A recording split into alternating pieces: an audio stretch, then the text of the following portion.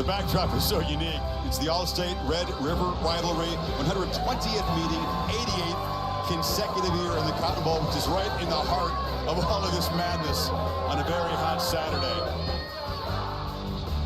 Of course, it's half crimson, half burnt orange. Oklahoma on the right, that's the north side. Texas on the left.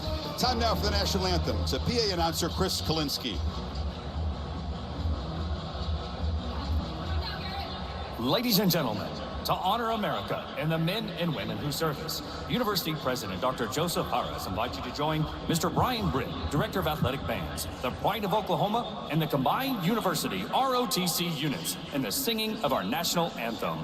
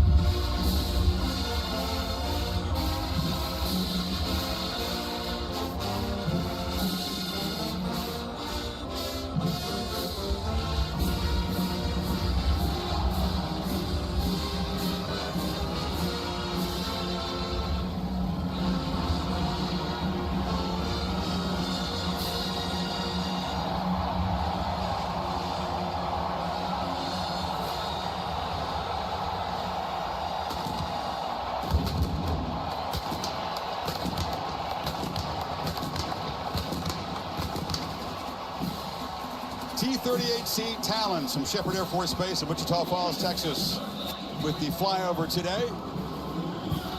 Glad you're with us, folks. It's a hard thing to describe with words and pictures. You got to feel this, but it is joy and anguish simultaneous. It's silence and hysteria all mixed together. A place where legacies are made and so are heroes. You are looking live at one of the great scenes in all of college football. What happens on this field just resonates forever in this rivalry. And he is gone. Former Sooner! Williams got him on the blitz. Alec, no! Did you ask for more wild stuff? Red River Rivalry.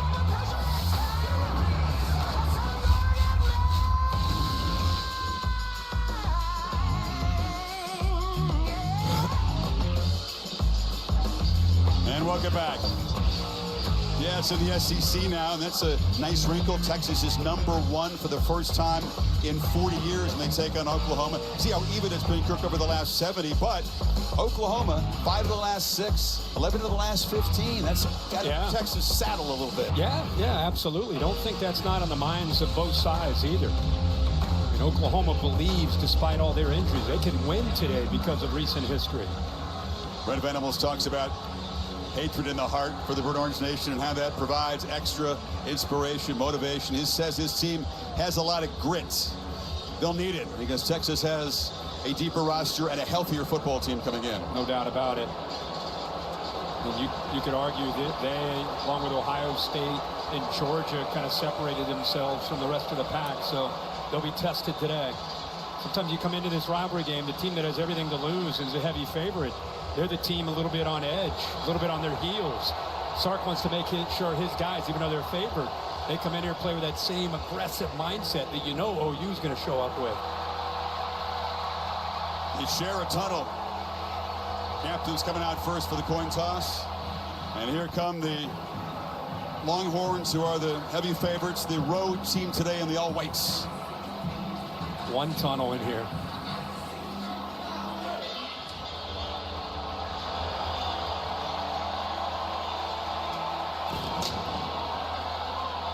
The only undefeated team left in the SEC. They've been able to dodge the upset traps so far.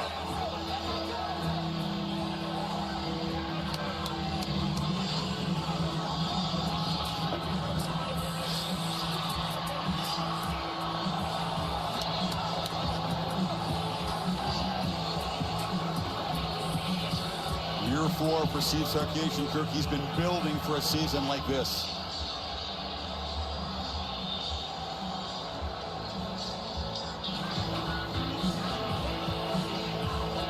Texas, by the way, has never lost as a #1 team to Oklahoma. 3-0-1. The AP #1. There they go.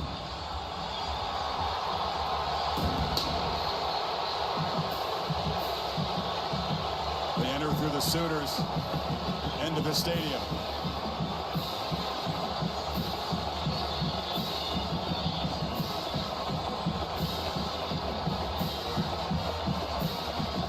Sarkisian loves everything about this rivalry. He's lived some big ones in college football, but he was pumped up on the practice field this week, as you might expect.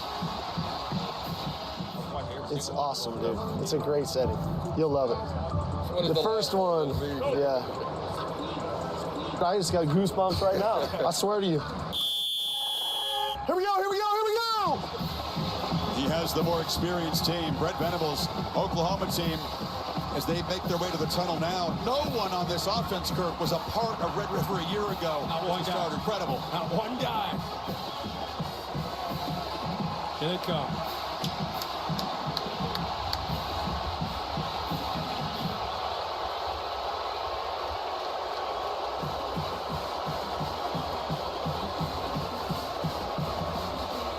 Is there anything better than rivalries in college football? I mean, how great is this? As great as it gets, and this is my favorite annual scene in the sport.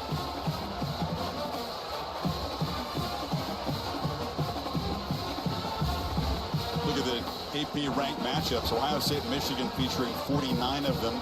This is the 44th between Texas and OU. Again, always special. One team is sitting there at #1 of the rankings. Oklahoma, with that conference loss we talked about, a little urgency on their side.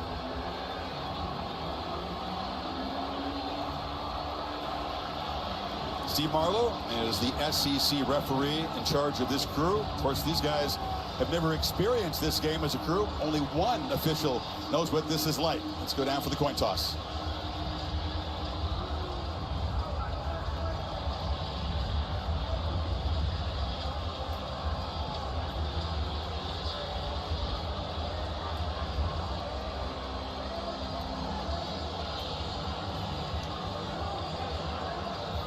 Idea.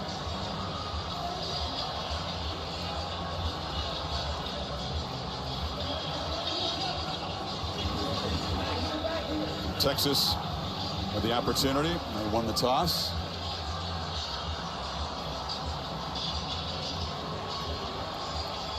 All right, better luck with Laura Rutledge's microphone as we send it down to her. All right, thanks so much. Coach, you expect a heavyweight battle in this game. What's important early for your team and your freshman quarterback, Michael Hawkins Jr.? Yeah, there's no substitute for being physical, so that's going to be paramount today. And then nothing affects a game like turnover. So taking care of the ball gives us an opportunity to win this game. Thank you so much, Coach. It's a special day for the Hawkins family, as of course, Michael Hawkins Jr.'s dad, Michael Hawkins Sr., played for Oklahoma. They bleed crimson and cream, and now it's all full circle. Let's go over to Holly Rowe with Steve Sarkisian. Well, Coach Sarkisian, you have had your quarterback, Quinn Ewers, out for just about a month. What will you do early to help him get settled and get into a rhythm? Well, we're just going to call the stuff that we like in the plan. You know, I mean, Quinn's healthy. He's a sharp guy. He's been in our system for 3 years. He'll be ready to go. Thank you so much, Coach. That's all. You know, Quinn Ewers' rib injury, that rib strain and oblique strain, they have been doing all kinds of things. They reached out to Patrick Mahomes' quarterback trainer, Bobby Stroop. He's been doing breathing exercises underwater to contract those ribs, using an ultrasound machine for hours. Watched him in warm-ups. He was not grimacing or in pain, but we'll see how that changes with a hit today in this game. And he'll get the football right now. Steve Sarkisian making the decision to take the football first after winning the toss. That's unusual these days. Yeah, you don't see that very often. Almost everybody defers, but he wants the football. So we'll see Zach Schmidt kick it away. And deep for Texas, Matthew Golden, wide receiver, transfer from Houston, and DeAndre Moore. Now the fans will tell you, new conference, unchanged passion between these two fan bases, our side versus your side, and nowhere to hide on a Saturday in the Cotton Bowl. Sit back and enjoy this.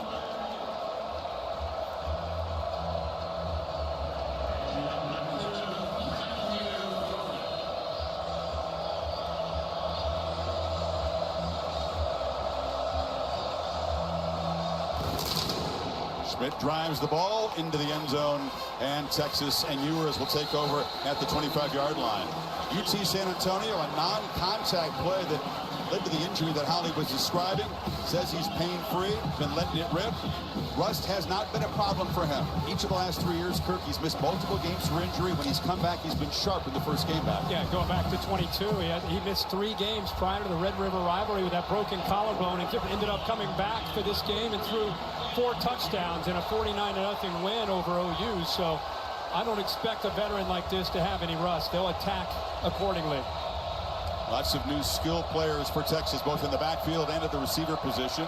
And Ewers, straight back, has time, and now runs out of it and falls forward. It's a sack on the first play as they lose about 5, and Ethan Downs, who had a huge game against Texas a year ago, made the play. Yeah, great coverage downfield. Here's the Home Depot impact players for the Red River rivalry. Look at Texas and this offense. Start with Jake Morris, the 4-year starter at center. Chaden Blue, the running back. They've had a lot of injuries, but he'll do a nice job. Denny Stutzman, 28, will be all over the field. And R. Mason Thomas off the edge with pressure. Blue plows forward for a couple, and it's going to be a very quick 3rd and long. This Texas offensive line, all of them from the state of Texas. Experienced, season as good as it gets. Kelvin Banks, one of the top draft prospects on the big board. Majors has made his 47th start today. Yeah, he's one of our impact guys. And this is what OU wanted. Get them behind the sticks and then get exotic. Change up your looks on 3rd down.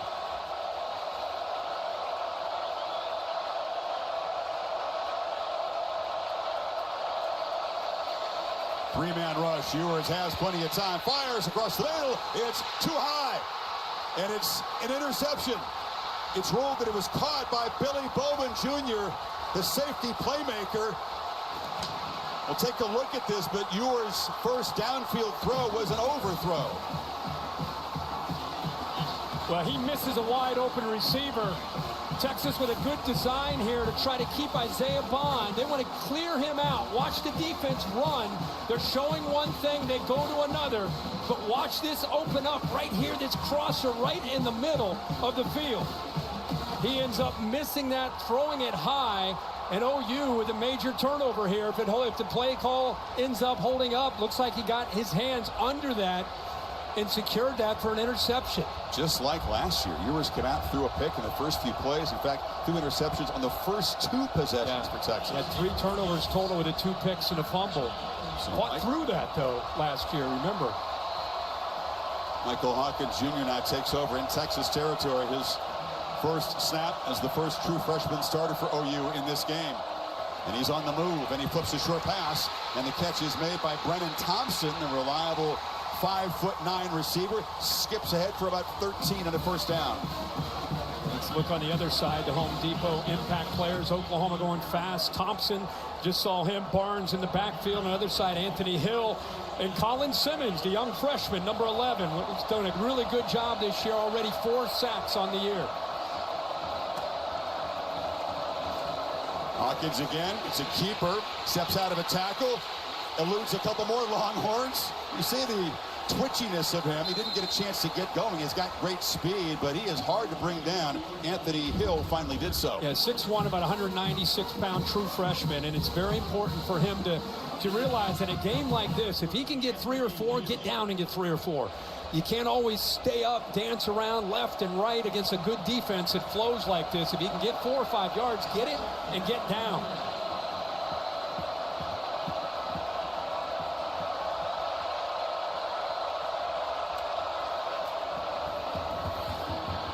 Fake to Barnes, throw to the end zone, and it's just over the hands of J.J. Hester. Malik Muhammad in coverage. Downfield shots have been difficult to produce for this offense. Hit a big one in the win against Auburn, but not many this season. Yeah, and I think a big part of that, think about this, guys. The offensive line, they've had 12 different combinations up front. You got a true freshman who's in for the starting quarterback. And look at this, 5 receivers, your top 5 receivers out with injury.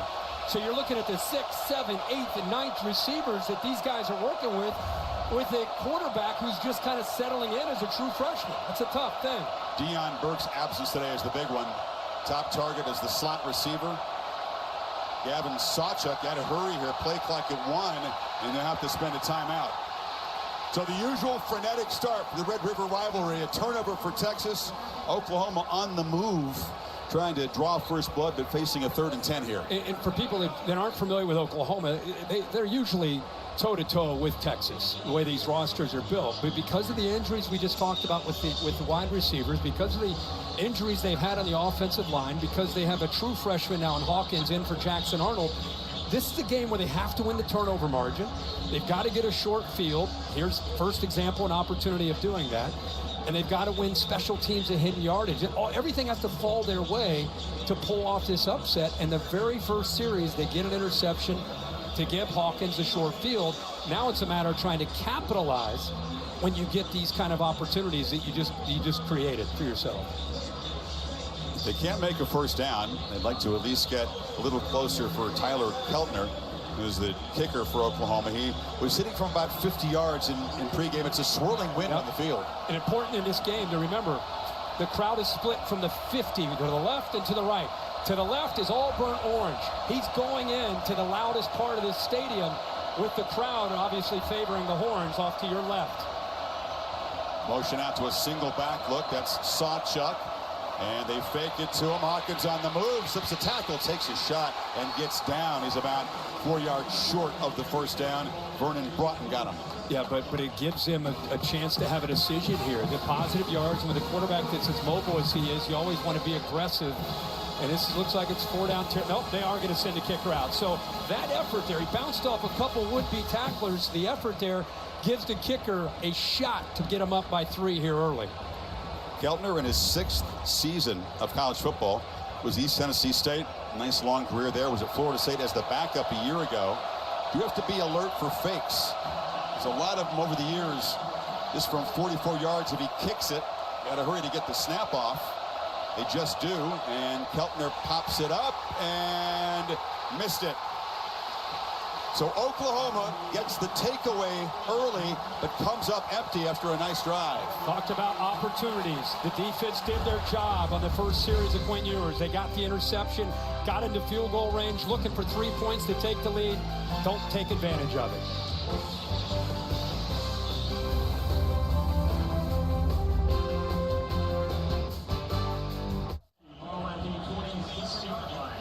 I mentioned that rust hasn't really been a factor for Ewers previously. Did throw an interception in both of these games, which came off missing multiple games to injury.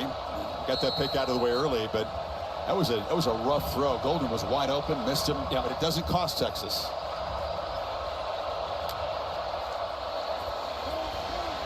On the move again, flips it down, and the catch is made by Juan Davis, the seldom used tight end. Just his 3rd catch of the season for a short game. Yeah, Oklahoma right now, and Brent Venables, remember, he is incredibly multiple with his defenses. We talked to Steve Sarkisian yesterday, and he said, man, first thing we got to do is they basically run 3 different defenses, a base defense, a nickel defense, and a 3 safety defense. We got to figure out how they want to defend this and then make our adjustments within the first few series. Second and long handoff. This is Quintravian Wisner, and he picks up a couple, so it's going to be another 3rd down for Texas. They'll need 4. John Terry made the stop. It's kind of a fun battle, a game within the game. Steve Sarkisian, one of the most respected play callers, and does a great job of scheming up defenses. On the other side, Brent Venables, and the way he dials up defense, and the way he gets you one look and goes to another. These guys have a lot of respect for each other, and right now they're in a chess match. Each will show looks the other side has not seen on tape. You can count on that. Blue is the bat. Oklahoma brings some late pressure. Ewers again down the middle, and that's another bad throw. He had Isaiah Bond wide open that time, so 2 downfield shots, and Ewers not close on either one of them. No, and I think he got a little bit impatient. Might have done a pre-read before the ball is snapped on these 2 safeties. Watch this safety move and watch the receiver get vertical. There's nobody downfield. He could have lobbed this ball out here and had a touchdown because the safety didn't run with him. Instead, he tried to fire it in there, and I would say that's another miss there by Quinn Ewers. First ever college punt for Ian Ratliff. Michael Kern, who was the starting punter, the true freshman, out with an ankle injury. So the first punt is not a pretty one, and Peyton Bowen takes it on the run for Oklahoma, and he'll be tackled at the 34. But keep an eye on Texas's punting situation. Potential nerves in this big game. There's a flag down after the 38-yard punt, so we'll check that.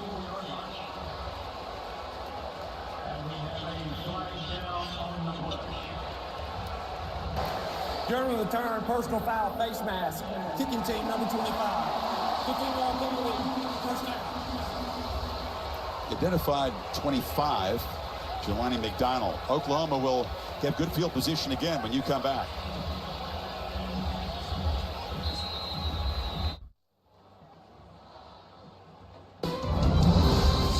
The SEC on ABC is presented by Burger King. You rule. And in part by Bud Light, who reminds you to drink responsibly. Let's go to Holly in this stadium divided, as always. Well, the Red River is a real geographical boundary where Oklahoma and Texas are divided, and the stadium is too. It reflects real life right down the 50-yard line. I'm here in the Texas section, and Laura Rutledge, you're over in the Oklahoma section. It is loud all the time, but one of the best places to watch a college football game. Absolutely, Holly. This atmosphere is unparalleled. And over here on the Oklahoma side, I have the golden hat because Oklahoma won this game last year. Danny Stutzman told me he never thought he would care as much about a golden hat. More on the famous trophy coming up. This is Gavin Sawchuk who gets the carry. Yeah, the 50-yard line is a stand-in for the Red River today. Right. No doubt. So Texas is trying to weather a shaky start. It really the interception, the overthrow, the bad punt. They only netted 32 yards with a penalty. Yeah. On to that. OU started at the plus 45, now at their own 49. Missed a field goal. What would they do with this opportunity? Javante Barnes around the right end, plows forward. Oklahoma, if you get the running game going today, that'd be a huge bonus. It hasn't been consistent. No, it hasn't. This is a good job with two backs in that backfield. You get a lead back right here with Sawchuk's able to lead around. Good blocks on the perimeter that time by the receiver and the tight end, Jake Roberts. But a nice seam there on the outside. Downfield blocks were good. Barnes, an emerging force in the backfield. Tough guy, explosive. Vision is improving. Two-back look. Jake Roberts, the tight end, flanking the formation on the left. Play fake. Hawkins steps up. A long throw is incomplete. Fired the ball, trying to get it over to Thompson. This is your concern with a young quarterback who's very, very athletic. There's really no reason to panic in his pocket. Look at the pocket and look at him. Just step up once and then keep your feet under you and throw. You see how he's following through there with that right foot? Just looks really off balance and it affects his accuracy. Just step up and make the throw. Hawkins under immediate pressure, and he'll be sacked all the way back at the 41 as Michael Taft came on the safety blitz. Well, a great job by Taft reacting to the motion going away from him. Watch this motion go away from him, and then he reacts. You can see him already communicating, and once this motion goes, he's going to come down. I don't think Hawkins ever saw him in the back as they set up the screen there. He definitely didn't see it, so great job of hesitating, waiting, and then getting that blitz after the ball is snapped to fool the young freshman quarterback. Good pass rush for Texas, 14th sack of the season. That was a 13-yard loss on first down, or excuse me, second down, brings up 3rd and 23.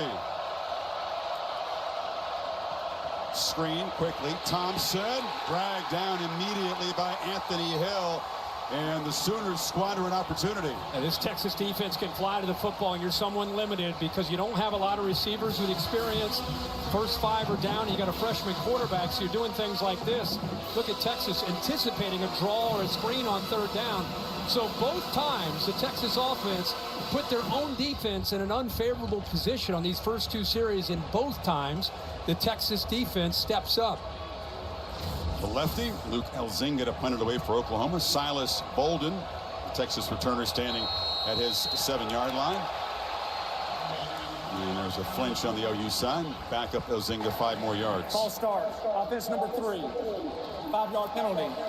4th down. If this becomes a situation where punters are important in the field position kind of game, Elzinga, very experienced, a transfer from Central Michigan the last 3 years, and mentioned Ian Ratliff, who'd never punted in a college game before today. OU feels that they can win these kind of situations, pinning Texas back, winning the hidden yards, the special teams. And another whistle, another false start. They're backing up Elzinga 5 yards And more. movement again on the left side of OU. False start for the snap. Offense number 20. 5-yard penalty. 4th down. I guess you'd rather get those out of the way in a punt than an offensive snap, if you had to choose. That's 10 yards, though. You know, it's 10 yards of unnecessary penalties that moves OU back. And if a team that wants to win the field position battle and keep Quinn Ewers back inside his own 20, had a real shot there with where they were punting. We'll try this again. They started this drive at their own 49. That's where the drive started. And now they're punting from their own 36.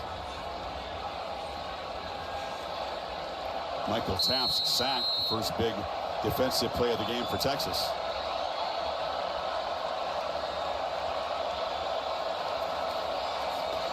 Elzinga gets the punt up, and the wind kind of carries it down, and it's going to bounce sideways, and now eventually will roll dead at the Texas 11-yard line. Worked out okay after all that. So Quinn Ewers, first action in a month, and not sharp so far.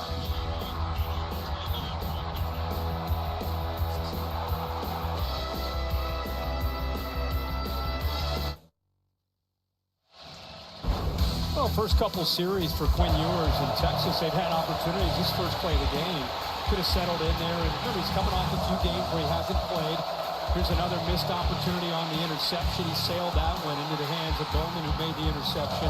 And then Harry Smith, the safety, stepping up out of position. Could have put that one way down by that SEC logo and had a touchdown. So they're still trying to get him settled into this game and get it to slow down for him. And the ball off to Blue, who came in motion. The Sooners all over it. Danny Stutzman met him there and drove him back. The top tackler in this Oklahoma defense for a few years. Well, these linebackers are keyed in on these guards, and watch how quickly they get outside because the guards are pulling. It's almost like they know the play call. They are taking off. There's nothing slowing them down, and that's not on the offensive linemen. That's on the linebackers doing their homework this week and saying when they get in this formation and this look, they're running this play. They're beating the back. Where to go? Great prep. Yeah, Stutzman very savvy. Nobody prepares any better than he does. Ewers under pressure again, flips it down. This is Wisner, hit really hard. You can hear the shot out there. Malone. Kip Lewis. Man, Malone. Yeah, this defense, man, they fly around. That was the thing that night they played against Tennessee. Their offense had their issues. They replaced the quarterback. They got the injuries up front. One thing you know about Oklahoma, with Brent Venables the head coach, they are flying around with bad intentions. Another third down for this Texas offense. One of the best in the country converting third down so far at 53%, but OU not an average defense. They rush for. Ewers has time to scan and now roll out. He'll take off. He's not going to get there with his legs. Doesn't have blazing speed. Didn't really commit to the run. And Grayson Halton tracks him down and becomes another punt. You know, I don't know if it's the nerves of the game. I mean, he's a veteran.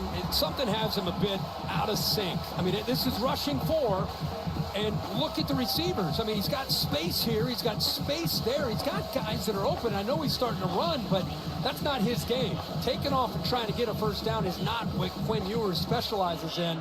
He's got to get his feet under him, take off, keep his eyes downfield, and get the ball out of his hands. Such a veteran. I think we assumed, Kirk, he would look like the Ewers that lit up Michigan in the Big House. Yeah, right. The other game this year in the big stage, and he was surgical from the start. Ratliff, this is a better punt for the first-timer. And Bowen drifts back and makes a fair catch. 46-yard punt. So here comes Michael Hawkins. He played high school football at Kyler Murray's high school until his senior year. Trained under Kevin Murray, his dad, and then went to Emerson and McKinney for his senior season. Michael Hawkins Sr. was a DB for Oklahoma. Didn't actually play against Texas, but played for one season and then bounced around the NFL for a while. Pretty amazing. First true freshman to start against Texas. There's his dad there trying to cool off. Touchdown will probably do that for him. His brother Malik is a cornerback prospect in the class of 25. Will join him next season in Norman. And the run on first down goes sideways, and he'll be slammed down, nowhere to go, and right into Colin Simmons, the talented true freshman. Laura? Well, Chris, down here on the sideline, Brent Venables just speaking to his quarterback, saying the big plays are there, just trusted. Now, you're not seeing any frustration from Hawkins Jr. because, as you guys know, he is so chill. He's focused. He's dialed in, as always. Venables also pointing out to the rest of the offense, hey, some of these personnel groupings, I can tell Texas doesn't like them. Venables just very confident that Hawkins would not be overwhelmed by the moment. He thought the pressure of this game actually might bring out the best in him. On the move, flips a short pass, has a man wide open, and that's Zion Kearney, the true freshman, left alone in the zone, picked up 15 there in Texas territory. The respect they have for Hawkins. Watch Anthony Hill when he sees the quarterback take off. He's got to get outside, but he throw it right behind him on that curl route. So the respect for the legs of Hawkins opens that up. See on the Oklahoma side of the 49. Now they're in Texas territory with a short gain around right end.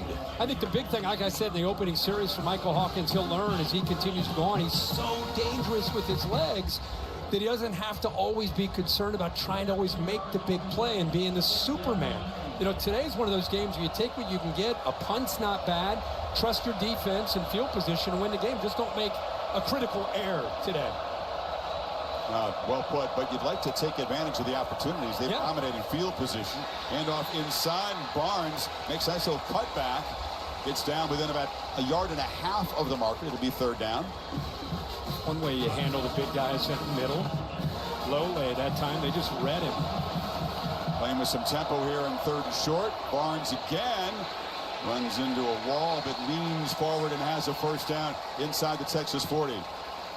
Good push by that offensive line. We've talked about the injuries to the receivers, this offensive line. It's good to see them finally getting some guys back healthy. Yeah, same combo as last week. That's the first time this year. First time all year. 12 different combos.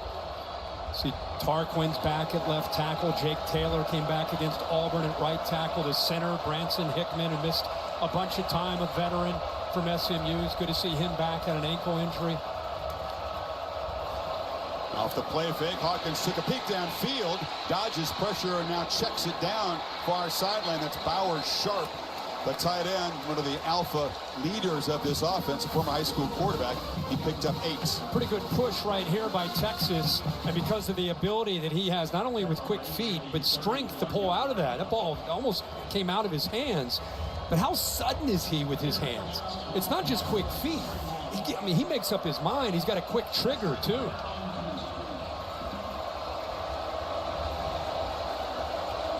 Oklahoma now 10 plays. This will be their 11th play in plus territory, and they don't have any points. Texas hasn't crossed midfield.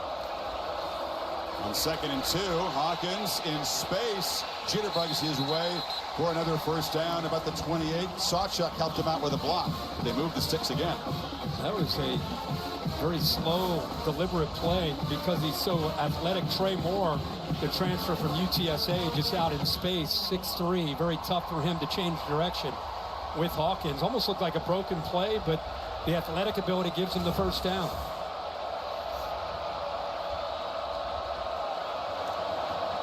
Single back look.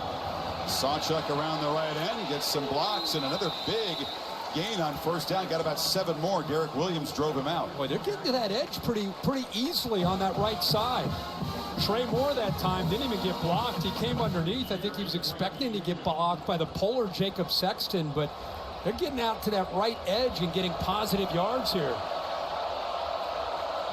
Playing with not a frenetic tempo, but just enough tempo to try to wear out these Texas defenders on a very hot day. Hand it off to Barnes, who cuts back and runs right into trouble.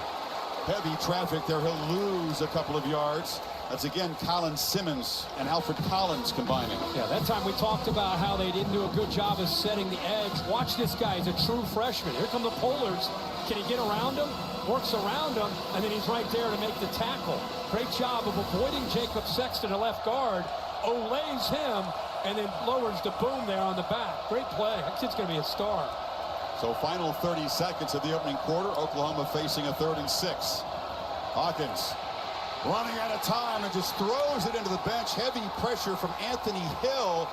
Was he still inside the tackle box when he made that throw?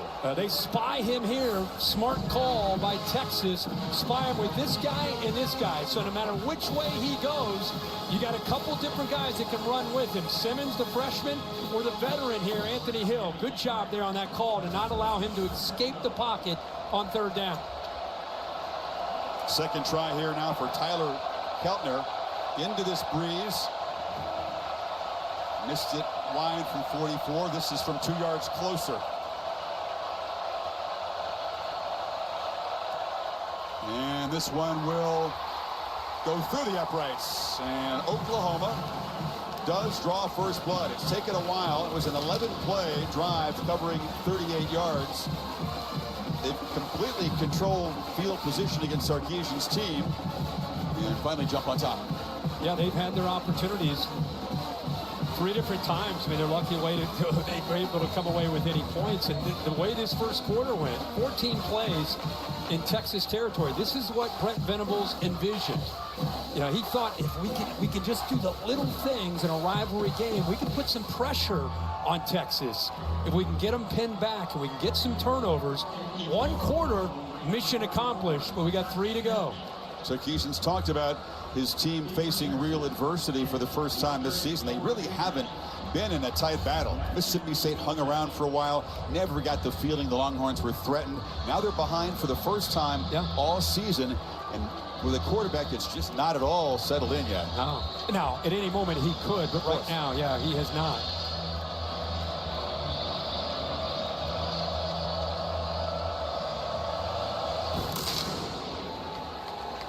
Texas back to work from the 25 after the touchback. By the way, you know the other 2 teams that have not trailed this year, there were 3 coming into today. Texas. The Army. Army. They won again. They won big. Oh my gosh. They are on fire. What's right the third? Now. The third one's Indiana. Indiana, Texas before today, and Army, the only 3 that have never trailed this year. Now, we know Ewers is not going to panic. He's been through a lot. He's come up big in some big games. You go to Alabama and win. You play a strong playoff game. You come up short against Washington. His big game pedigree is pretty clear. He just needs a throw or 2 to get in some rhythm here. Spread him out, quick throws, get him in rhythm, get his confidence going. You spread it out. First down pitch to the edge, and Isaiah Bond gets forward for about 5. And that'll be the final play. End of the first quarter here in Dallas. 3-0 Oklahoma. Longhorns looking for their first down. Back after this message to the word from your local ABC station. You're watching the SEC on ABC.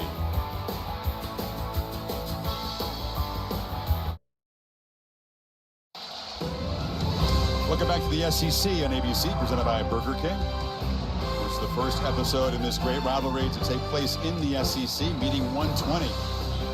And Oklahoma, heavy underdogs, a 3-0 lead as we begin the second quarter. Texas trying to get this offense going. They've run just 10 plays so far.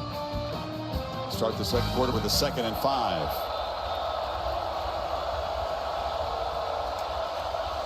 Fake it to Wisner. Ewers under pressure. No one open. He just fired in the ground. Juan Davis, the tight end, was well covered, and Grayson Halton brought the pressure. They are rotating bodies and staying fresh. Big athletics.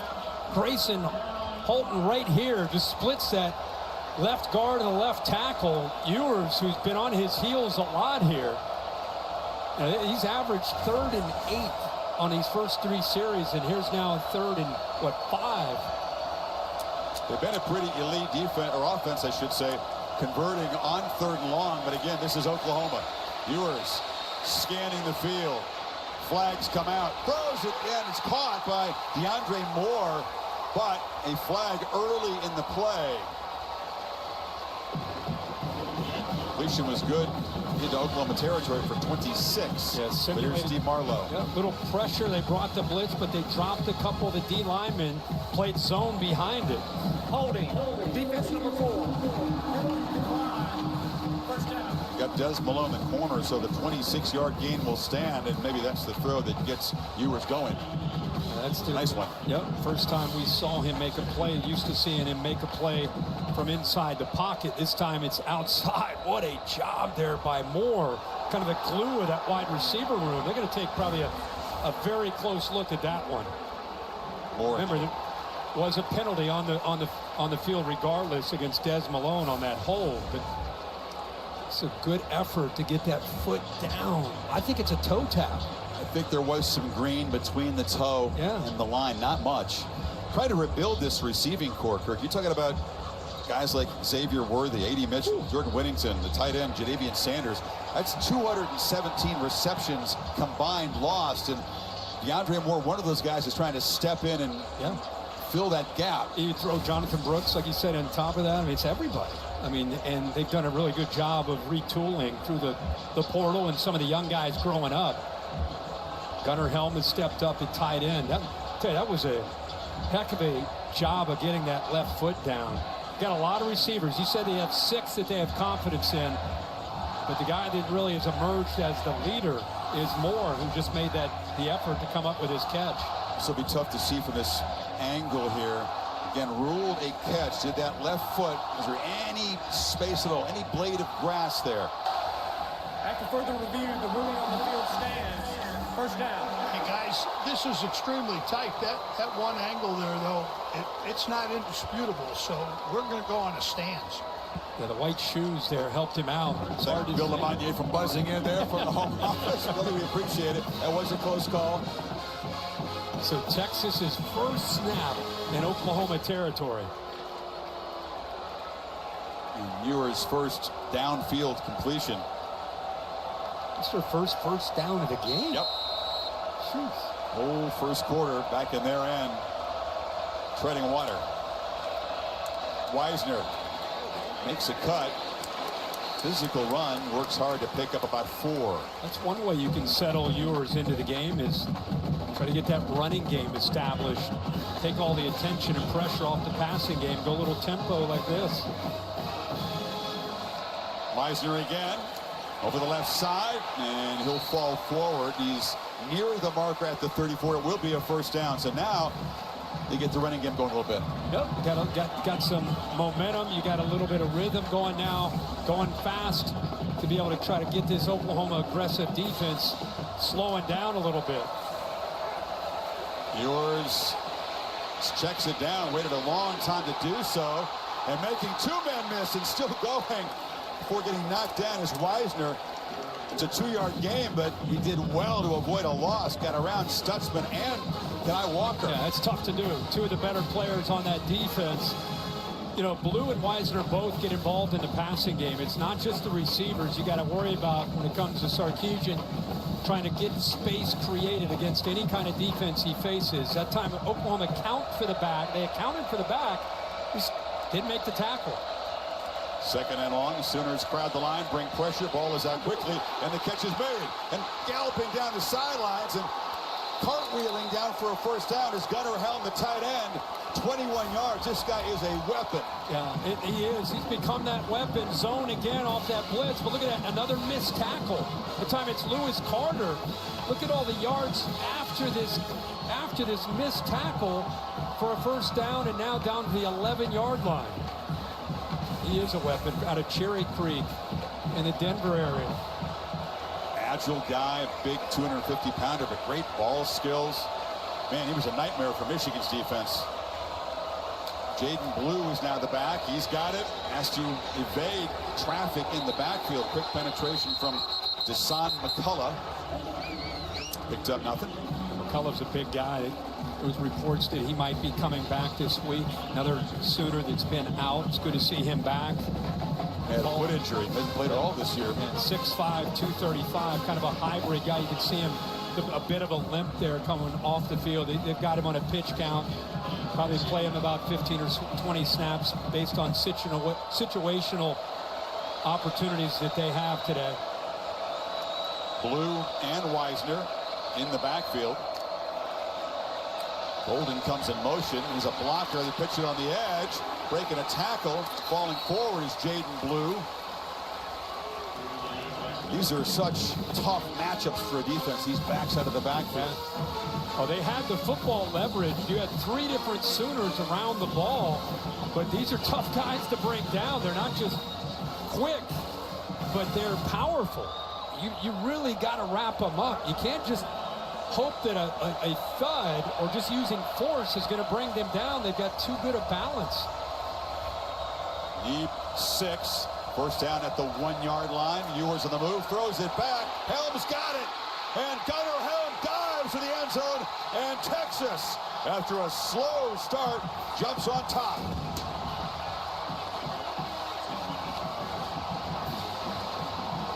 Beautiful play design. Yeah, that's all Sark right there. Watch this design. The AT&T clicker will show you. Here's your receiver right here, Helm, the tight end. A lot of attention going to the offense's right. Look at the defense react. Nobody's back there to deal with Helm. You've got one guy. He gets picked up right there by the left tackle, Kelvin Banks, and he's able to get into the end zone. Really good call there on third down by Sarkisian. Helm was blocking Mason Thomas, the dangerous pass rusher for the Sooners. Once he realized Helm left him, he goes, oops, he got me, and they threw the ball over his head to a wide open tight end. So Texas takes it 75 yards in 10 plays, and the Longhorns on top now, 7-3.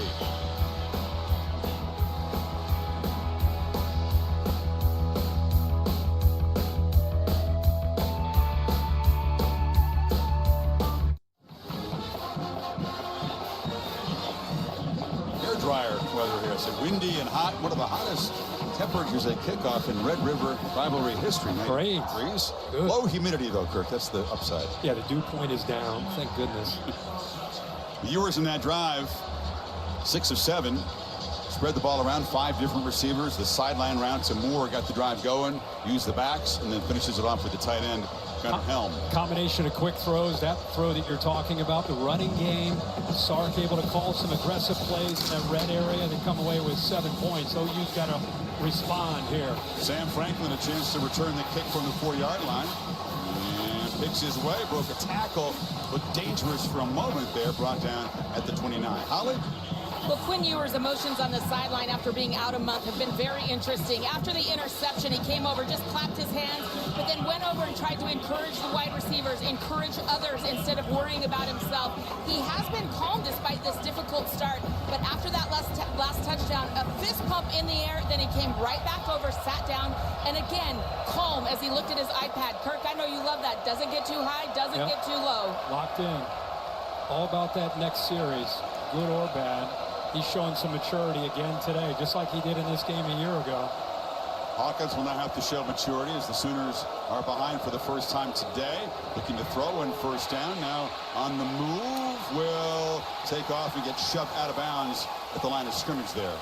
Short game. So actually lost 3 yards. Yeah, that's a play again. I know he relies on his feet. He has confidence in his feet, but in the college game, he's going to have to learn to throw that football away. Once he gets outside of the pocket, there's nowhere to scramble. Instead of losing some yardage, just throw it away.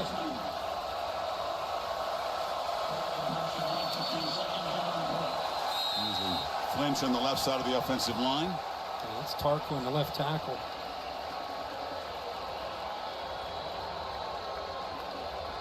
They won at Auburn. It was a gutsy comeback, but penalties were a problem. They had 10 penalties against the Tigers, 8 of them in Auburn territory, most of them on the offense, and very costly penalties. They were lucky to escape. Hawkins ignited a late rally.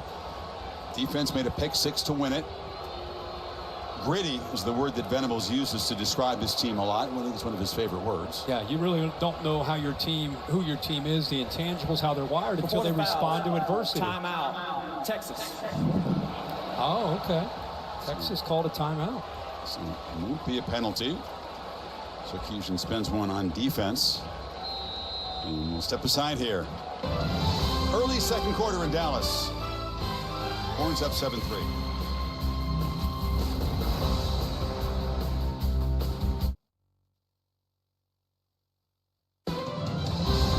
SEC on ABC, presented by Burger King, is brought to you by Allstate. You're in good hands. And the refreshing taste of Twisted Tea Hard Iced Tea. Please drink responsibly. The convertible in Eugene, interesting choice. Congratulations on we got style it. here. We got it. We got plenty of time, able to walk out on the field. My fight was okay for the pick segment. Yeah, it did. Plane worked out great. It was pretty wild. There's the itinerary. 2 hours, 2 hours and a half in the air? It was about a little over 3 in the air.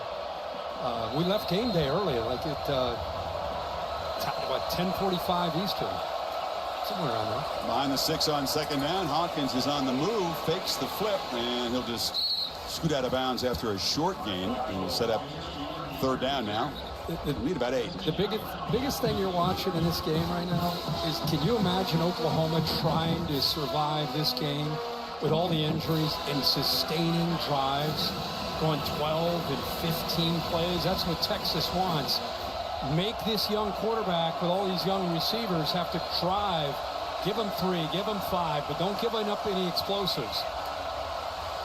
Here comes heavy pressure. Hawkins spins away from it, takes a shot, and almost threw it into trouble. A flag comes out. Gavin Holmes broke up the pass. David Benda was chasing the quarterback. Did he hit him late? That's the only thing I can think of. That's where the flag came in, right after the hit on the quarterback. And you want to talk about keeping Oklahoma in the game? Actually, 2 flags down, by the way, Kirk. One is in the defensive secondary at the 50-yard line.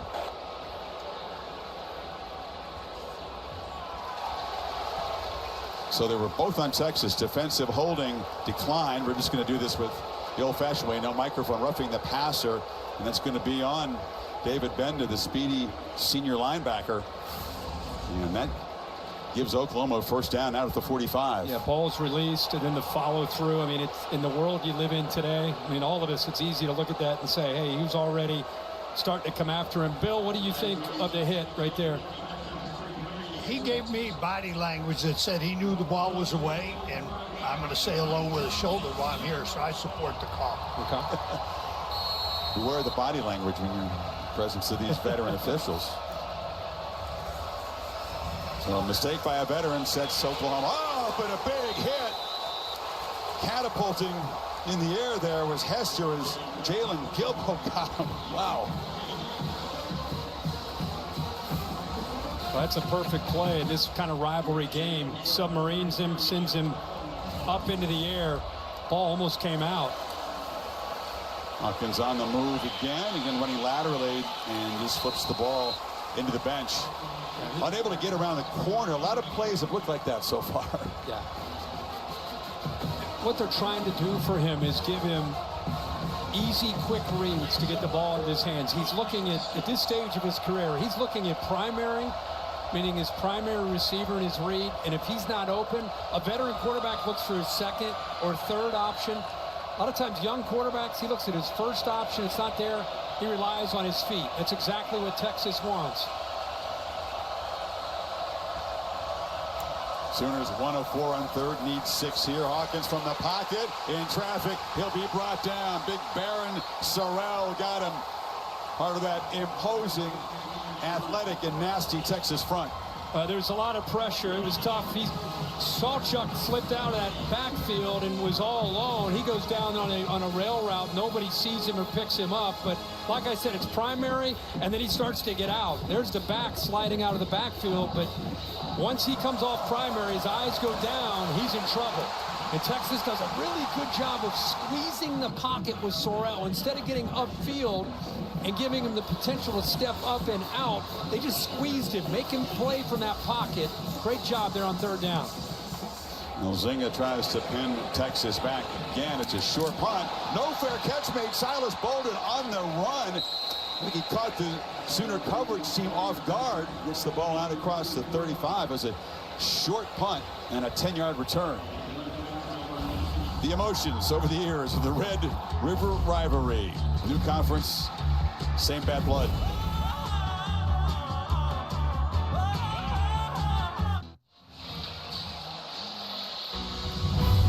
The national championship trophy presented by Dr. Pepper will be here at the Texas State Fairgrounds today.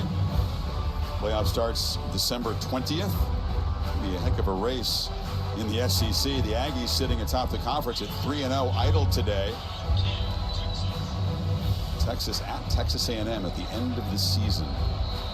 But not to look ahead. Plenty to happen between now and then as Texas takes over here from the 32. Blue Not much right at the line of scrimmage.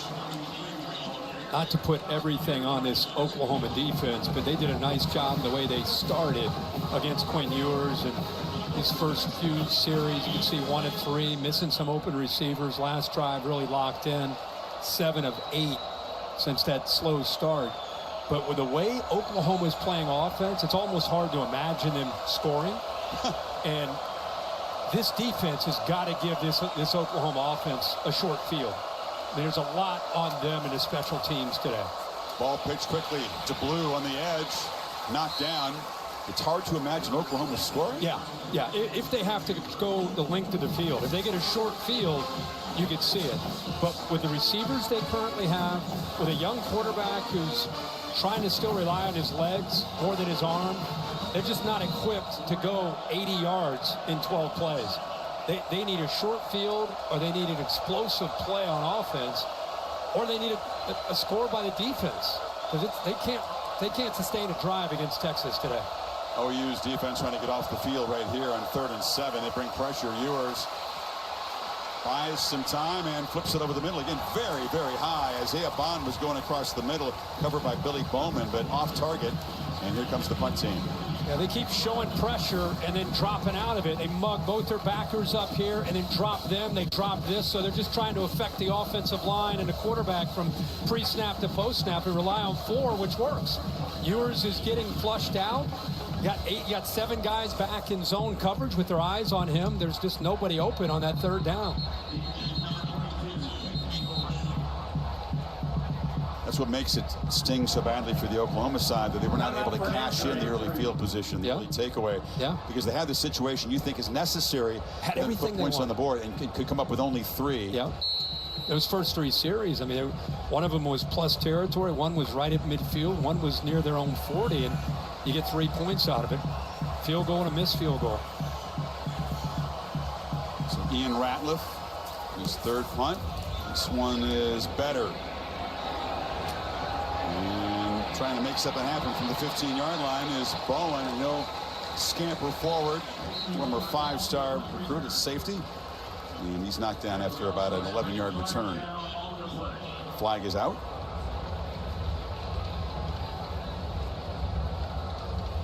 Wondered with, Ian Ratliff punting, never punted before. Aggressive approach on the Oklahoma special teams.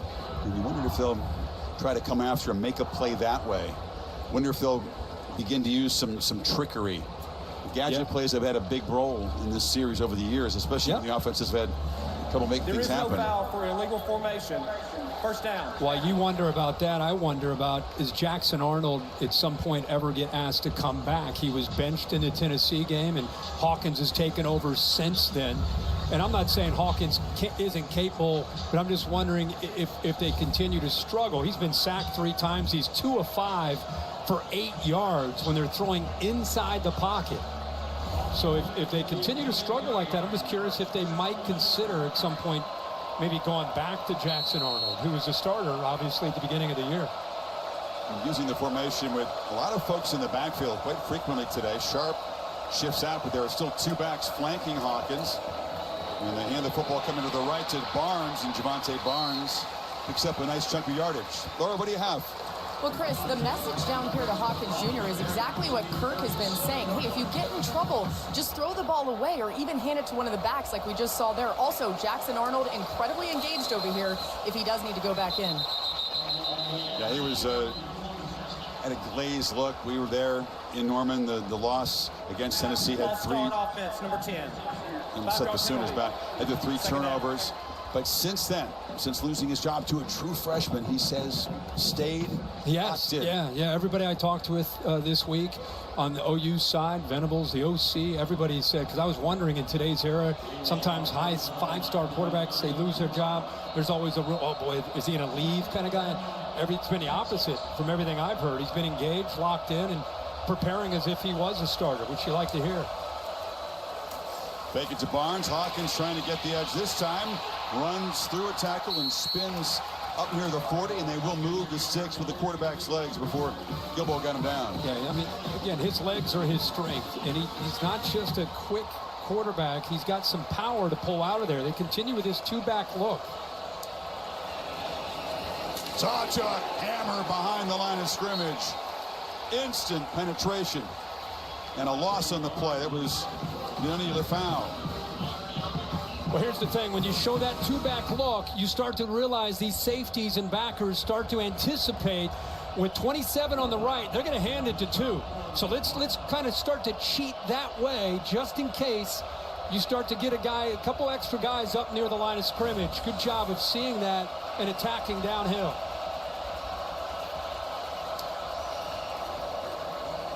Hawkins fires across the middle into traffic. That was a nice ball. And the catch made by Jake Roberts, the reliable tight end. Picks up 12 yards. Be third and about 3 now. Surprised, I think Derek Williams, the safety who kind of came up, made the tackle and smacked the ground. They're giving these OU receivers a little bit too much depth. A lot of these throws are coming out quick from Hawkins. They want to try to squeeze that ground away, that space away on that back edge of the defense in these passing situations. Make him go over top of you. Barnes makes a cut, slips as he made the cut, and that was costly. He'll be stopped behind the line, loses a yard, and now it's 4th down and about 4 at the 46. 8 guys up near the line of scrimmage. Everybody up to stop the running game, put the ball in the hands of this quarterback in the passing game. Make that passing game beat you. Good job of over just having too many bodies up front.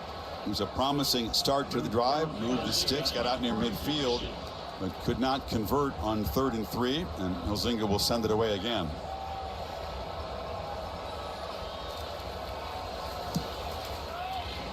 Silas Bolden comes over, and he's going to field it again. No fair catch again for the returner, who's slung out of bounds at the 16-yard line. Texas fans wanted a flag. Owen Heineke on the stop. Ready for the athletic trivia question, Kurt? Oh, yeah. Last team to win a national championship with multiple QBs that season. Well, okay, Ohio State comes to mind. That was 2014. Yeah, of course. It's happened. But I'm wondering if you mean like it's 2 guys rotating all the way through. You know, the way Tommy Frazier and Brooks Bollinger did. Yeah. Like that kind of thing, or it's that in that Ohio State's case, it was through injuries. Sure. To Braxton Miller, then J.T. Barrett, and Cardell Jones finished it up. There's been quite a few, I would think. Texas from the 16 here. Weisner has the edge and is knocked down across the 22, picking about 5. We didn't have to go back very far. I was thinking, wait a second. J.T. Daniels began the season, right? Stetson Bennett took over. So it was just 3 years ago for Georgia. That counts. There's a whole bunch of teams that won yeah. championships with multiple starting quarterbacks. Yeah. One guy going out hurt. Stetson Bennett went all the way to the championship game. People are calling for Daniels to come back. Finally lifted the trophy. Like, is this enough? Did I do it? In year 2, he was secure. Yeah. Ewers again looked downfield, checks it down, and DeAndre Moore brought down right there. It's actually a short loss on that play. Nice job by this defense. That's Eli Bowen that time, the brother of Peyton Bowen. Out there again, you get out there in space, you got to be able to make a play. 23 is out there in the right flat. Okay, can you make that play? Great job there.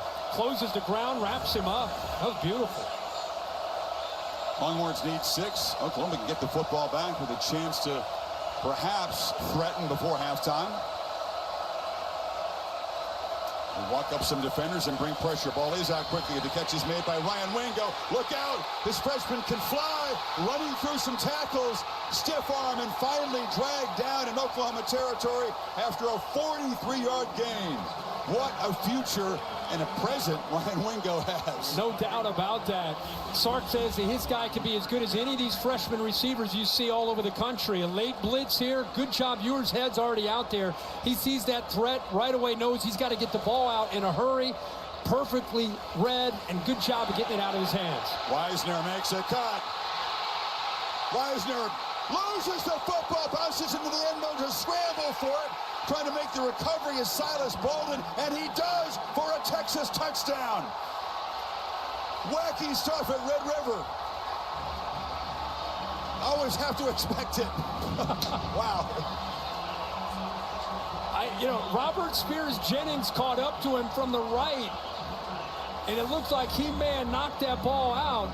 It looked, boy, that thing just opened up. He gets around that edge. Look at the patience as a back, and then make a guy miss. Now he's off to the races, and off to his right. 3 catches up to him, and the ball just gets, now it's a matter, it's going to roll out of the end zone and be a touchback Oklahoma ball. But instead, Texas is able to secure it there with Silas Bolden. Silas Bolden was the top receiver on Oregon State a year ago. Transfers here. They're waiting for him to make a breakout play. This is not what they expected, recovering a fumble from the touchdown. He's in bounds there. The progressive pylon cam showing you there the shot before. There it is. Oklahoma, that stings. You need some breaks when you're playing the #1 team. Already behind, they create the turnover. Great hustle, as he said, by Spears Jennings, but Bolden just there to save the day for Texas.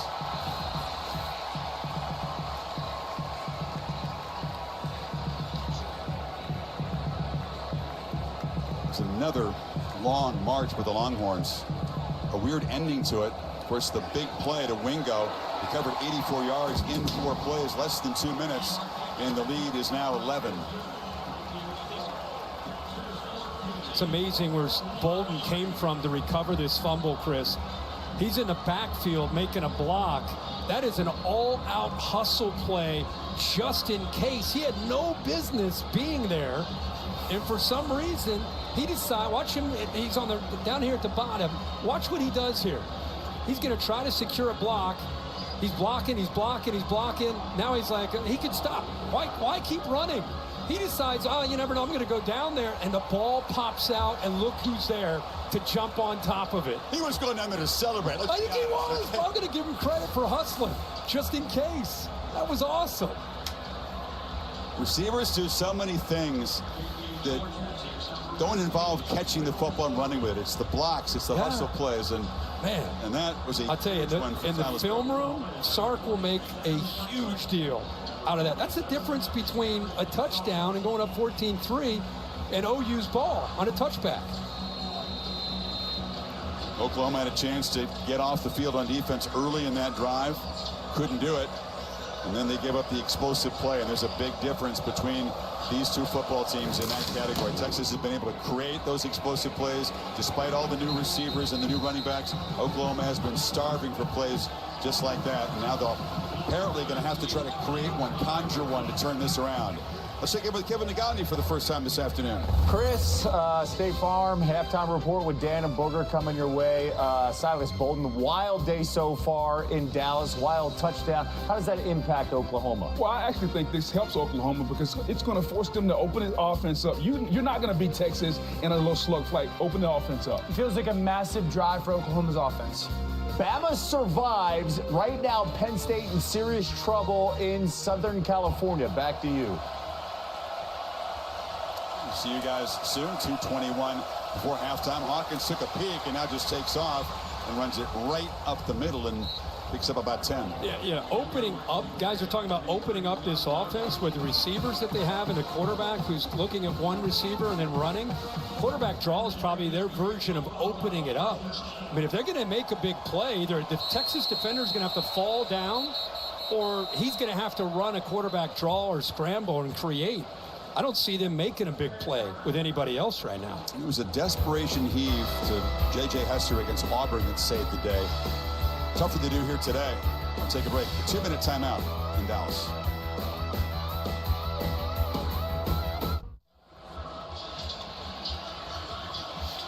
Eventful afternoon and an also cool night in the SEC. Jackson Dart and the Rebels visit Tiger Stadium, Death Valley at night. Over on ESPN, Travis Hunter and the Buffaloes hosting Kansas State at primetime on ESPN. Calling a 3:30 game. We get to be able to watch some of these games tonight. Some good ones to watch. So the quarterback draw produces a first down. OU from the 35 now. True freshman Taylor Tatum is in the backfield.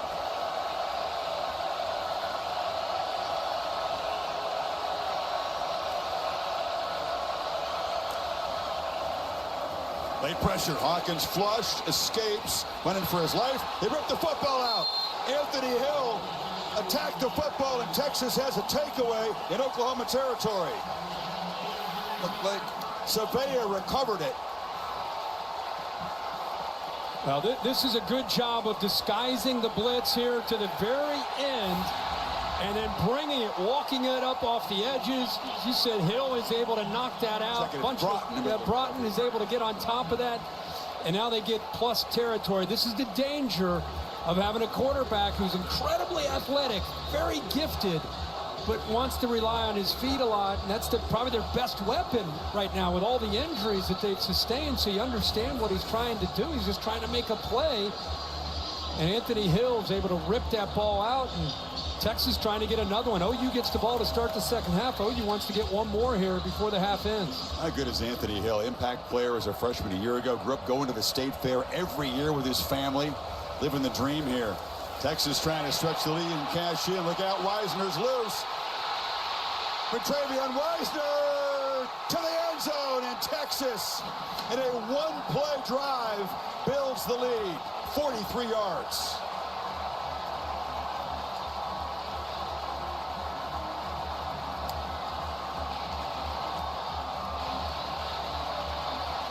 Wow.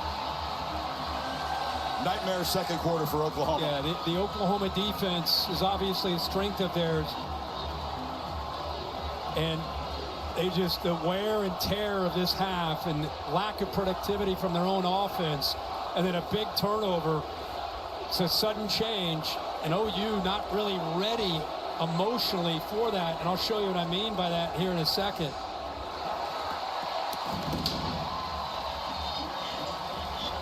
If you go back and look at his play, Robert Spears-Jennings, who's a great player, he's right here coming out onto the field, right? Trying to get the call, trying to see what's going on. So this is a sudden change. Oklahoma's trying to get lined up. Now keep an eye on that player.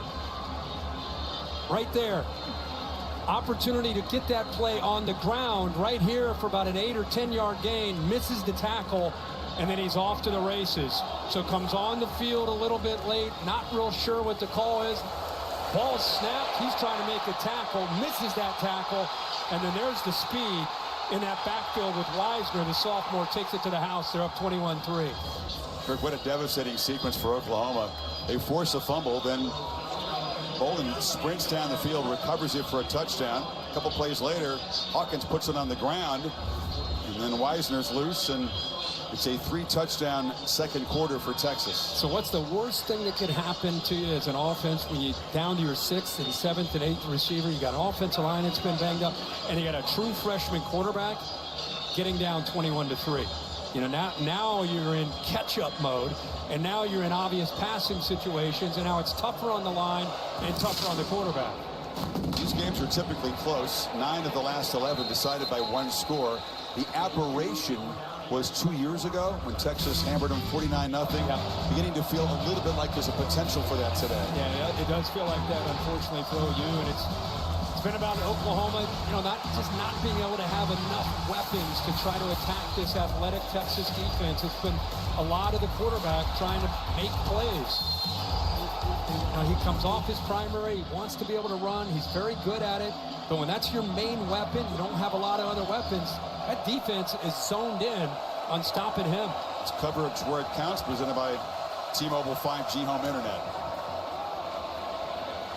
Oklahoma goes to Tatum, who spins free and dives across the 35. He lost the ball. A scramble for it. No signal yet. Still waiting for a signal from this officiating crew. Some pushing and shoving. Sooners think they got it back. Derek Williams knocked the ball loose. See if Steve Marlowe can get the mic turned on and provide some clarity here. I think he had to be called down on the or field, it's Texas the ball carrier down before losing possession. The previous play is under further review. Yeah, it's either he's down, because there was 4 Texas guys that dove for the football. That ball's either out. That ball's out. It's out, yeah. That is out. And it's a quick recovery for Texas right after the fumble. Helmet on the football by Williams, and the true freshman lost that one. Seen consecutive fumbles now by true freshmen for Oklahoma. And Texas, wow, minute 32. A couple timeouts if they need him to add to an 18-point lead before the break.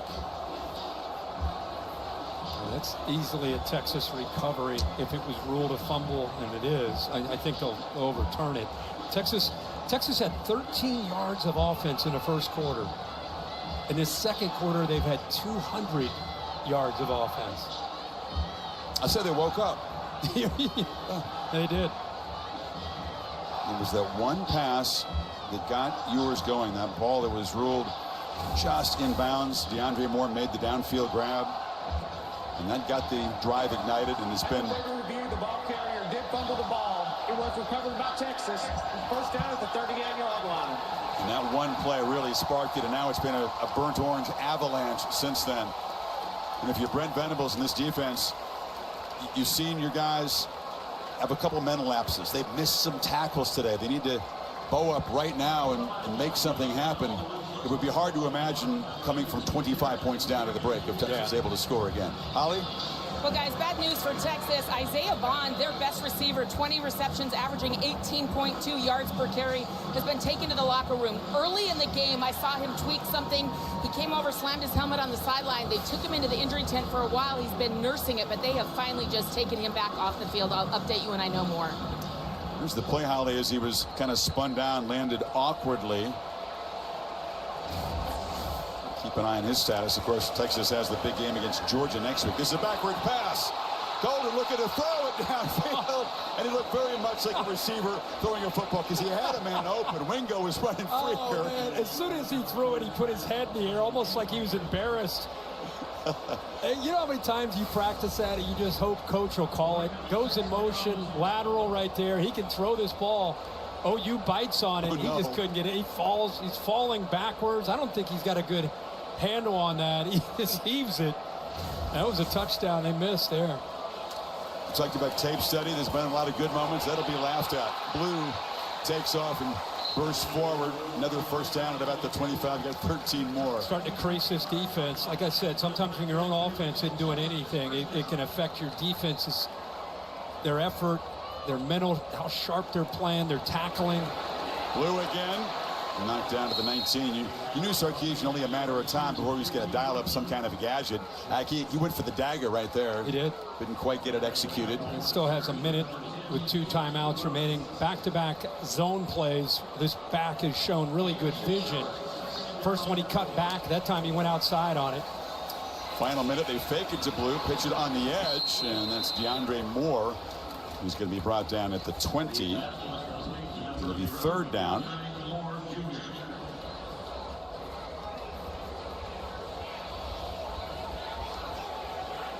Both sides subbing here before this play. Silas Bolden's in the backfield, and Ewers looks for him. Catch made, and the man who recovered the fumble for the touchdown, brought down by Eli Bowen, short of the marker. It's fourth down, clock running with 36 seconds to go. They're right in front of the Texas fans at this part of the stadium, and right away the fans want to go for that touchdown, right? Yeah, of course. He's going to call a timeout here. Interesting to see what he decides to do. I've seen it before when the team comes in, underdog for a reason, shorthanded with injuries, and gets some breaks early and makes some of their own breaks. And they're got an advantage in field position momentum, but they don't take advantage of those breaks. You just know it's a matter of time before Texas would wake up and begin to flex, and that's what we've seen here. Yeah, and like Quinn Ewers started really slow. That was a little bit of his story early. That's a forgotten thought at this point. He made a nice throw on a scramble to the right and to Wingo, and from that point on, it's been all Texas and just the ability to make plays on really both sides of the ball. I'm going to bring you back to your question earlier. Do you go back to Jackson Arnold, a superior thrower of the football? Remember, he's a 5-star recruit. Do you go back to him in the second half? I think you have to consider that. I just, if nothing else, to try to create a spark. It's nothing against Michael Hawkins. Got a great future. He's got a great. We saw that in the Tennessee game. His toughness that he plays with. Right now, he's still in a developmental process. You know, it's tough to ask a freshman with a banged-up offensive line and with a lot of young receivers to try to play in this kind of game. I mean, if it could have stayed at 10-7, 13, one-possession game, that's his kind of game. You dig yourself a hole like this, and it's you're trying to find a quarterback that can help you throw the football. Texas trying to make it a deeper hole. They're going for it here. Need a full yard on fourth. Blue and Jarrett Gibson, the freshman in the backfield. Pitch it. Blue. Flag comes in right at the point of attack. That's not typical holding zone there. Gunnar Helm, the tight end out there on the edge. So that'll back him up, take away what would have been a first down run, and you think the Sarkisian would send the field goal team out. Offense number 85. 10-yard penalty, 4th down. Thought I could lip read. He said it's a terrible call. He just horrible. Disagree. He said that's horrible. You tell me if it's horrible. It's right here. He brings him into his body and then just kind of pulls him down. It's a 2-point wrestling takedown. So Bert Auburn instead comes on from 44 yards. Senior from Flower Mound tries to make it a 21-point margin at the break. And it's right, but a whistle before the kick. Not a very good-looking kick. He was struggling in warm-ups down there. It's a gusty wind. Timeout, Oklahoma. 30-second timeout. And it took a timeout to freeze the kicker, and he's going to get a mulligan there. That was not well struck. And made a meal out of the slight contact after the miss. Well, he saw it going right, so he decided to take a dive there. Sark's telling him, hey, man, they called a timeout. You get another one. I don't know if Sark's qualified to give kicking advice. Mike Black is. He's to my left, the spotter, former Boise State kicker and arena kicker. Says you got to drive it. You can't pop the ball. You got to drive it into that wind. Yeah, absolutely. I'm all for whatever. It was not driven. No, missed it. They make this field goal. It's 17 points in the last 2:21 of this half. Now this one he wants to hit like the way you hit your driver, really just low. Skull it. Hit it off the tee box marker. Yeah. Yeah. Both of us. Awful. Given a second chance. And see if Auburn can convert this time.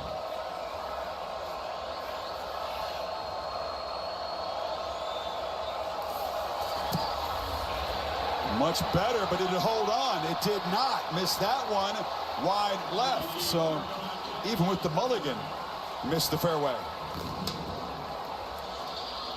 So our spotter and former kicker says drive it. This time he says he opened his hips and he pulled it. We need a Mike Black cam so we can show you him pantomiming what the kicker's doing. Well, OU does get the ball to start the second half. And who will be the quarterback? That'll be a conversation Oklahoma fans around the country are perhaps having, as much as they appreciate what Michael Hawkins has brought to this team. Again, you can't put it all on him. No. Venables said that he felt that this pressure would bring out the best, that he would be able to meet the moment. There hasn't been enough around him, though. No. He doesn't have a big toolbox today, does he, to work with? No, like we said, it's a tough thing for a guy that's still developing, as a guy that can see to open up. He's just still first guy and wants to take off and run. That's tough to do. It's his defense. Ollie's with Steve Sarkisian. Well, Coach Sarkisian, you said the #1 goal of this game is to identify what this Brent Venables defense is doing and then attack it. What have you found on the last few drives? Well, we got the running game going. We're getting a lot of split safety, a lot of 3 safety looks. We got to run the ball and take advantage of the stuff with the light box, and we're doing that. Quinn Ewers took a minute to settle in. How has he gotten more comfortable? How did you help him? Well, we're staying out of 3rd and longs, first of all. He missed a couple throws early, but I think he's in a pretty good groove now. Thanks, Coach. Thanks, Holly. Laura's with Brent Venables. All right, Coach, you get the ball to start the second half. How do you get more offense going? Yeah, I'm just going to start over. You know, again, we got to take care of the football. We got to go in. We got to learn how to tackle. We'll get those 2 things cleaned up. See if we can make it a ball game. You stick with Michael Hawkins Jr. at quarterback? Yeah, he's done. He's done okay. Thanks, Coach. Chris. Laura, thank you. Turnovers and tackling among the problems that Venables' team has. 107 yards of total offense. Texas, after a scoreless start to this game, 21 points in the second quarter. Halftime report coming up right after these messages. You're watching the SEC on ABC.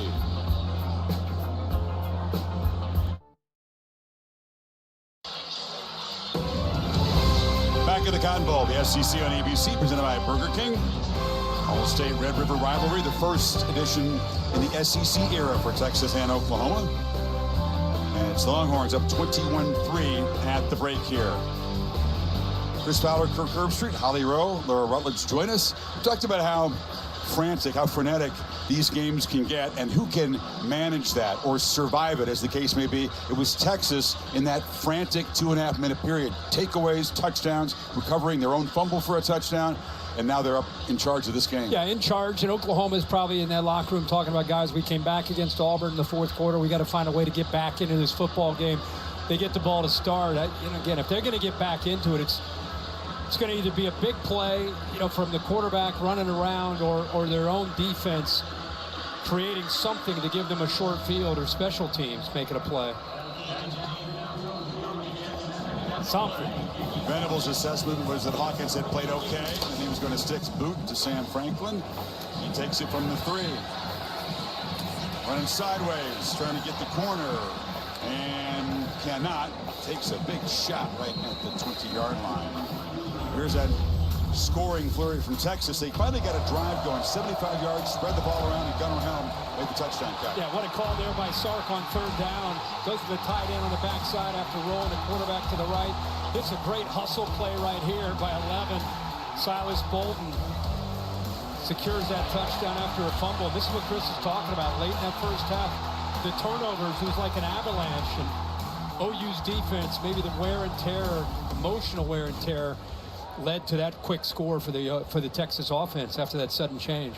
Start over is what Brent Venable said, Kirk. He'd like to, but they face a huge deficit here. That would indicate that you got to find a spark. Who can make a play? Is it J.J. Hester, who got downfield on Auburn in that comeback you talked about?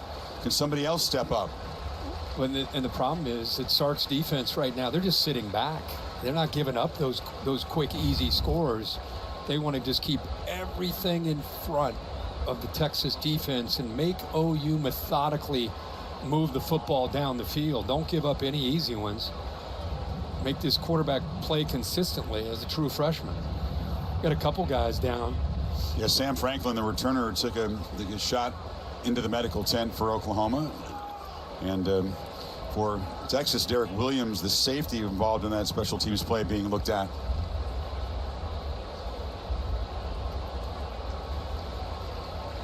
Not a high snap count game. It's been played actually pretty methodically.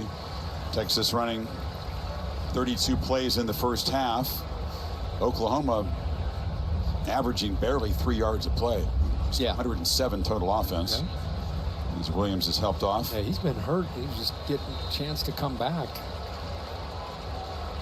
Right leg looks like the issue of concern.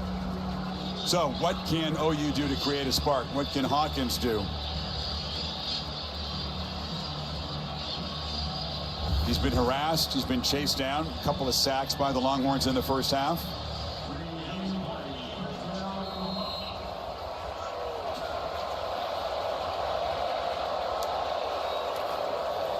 Javonte Barnes tries to get the edge. Texas showed pressure up the middle, and that's a nice run around the left side for first down yardage.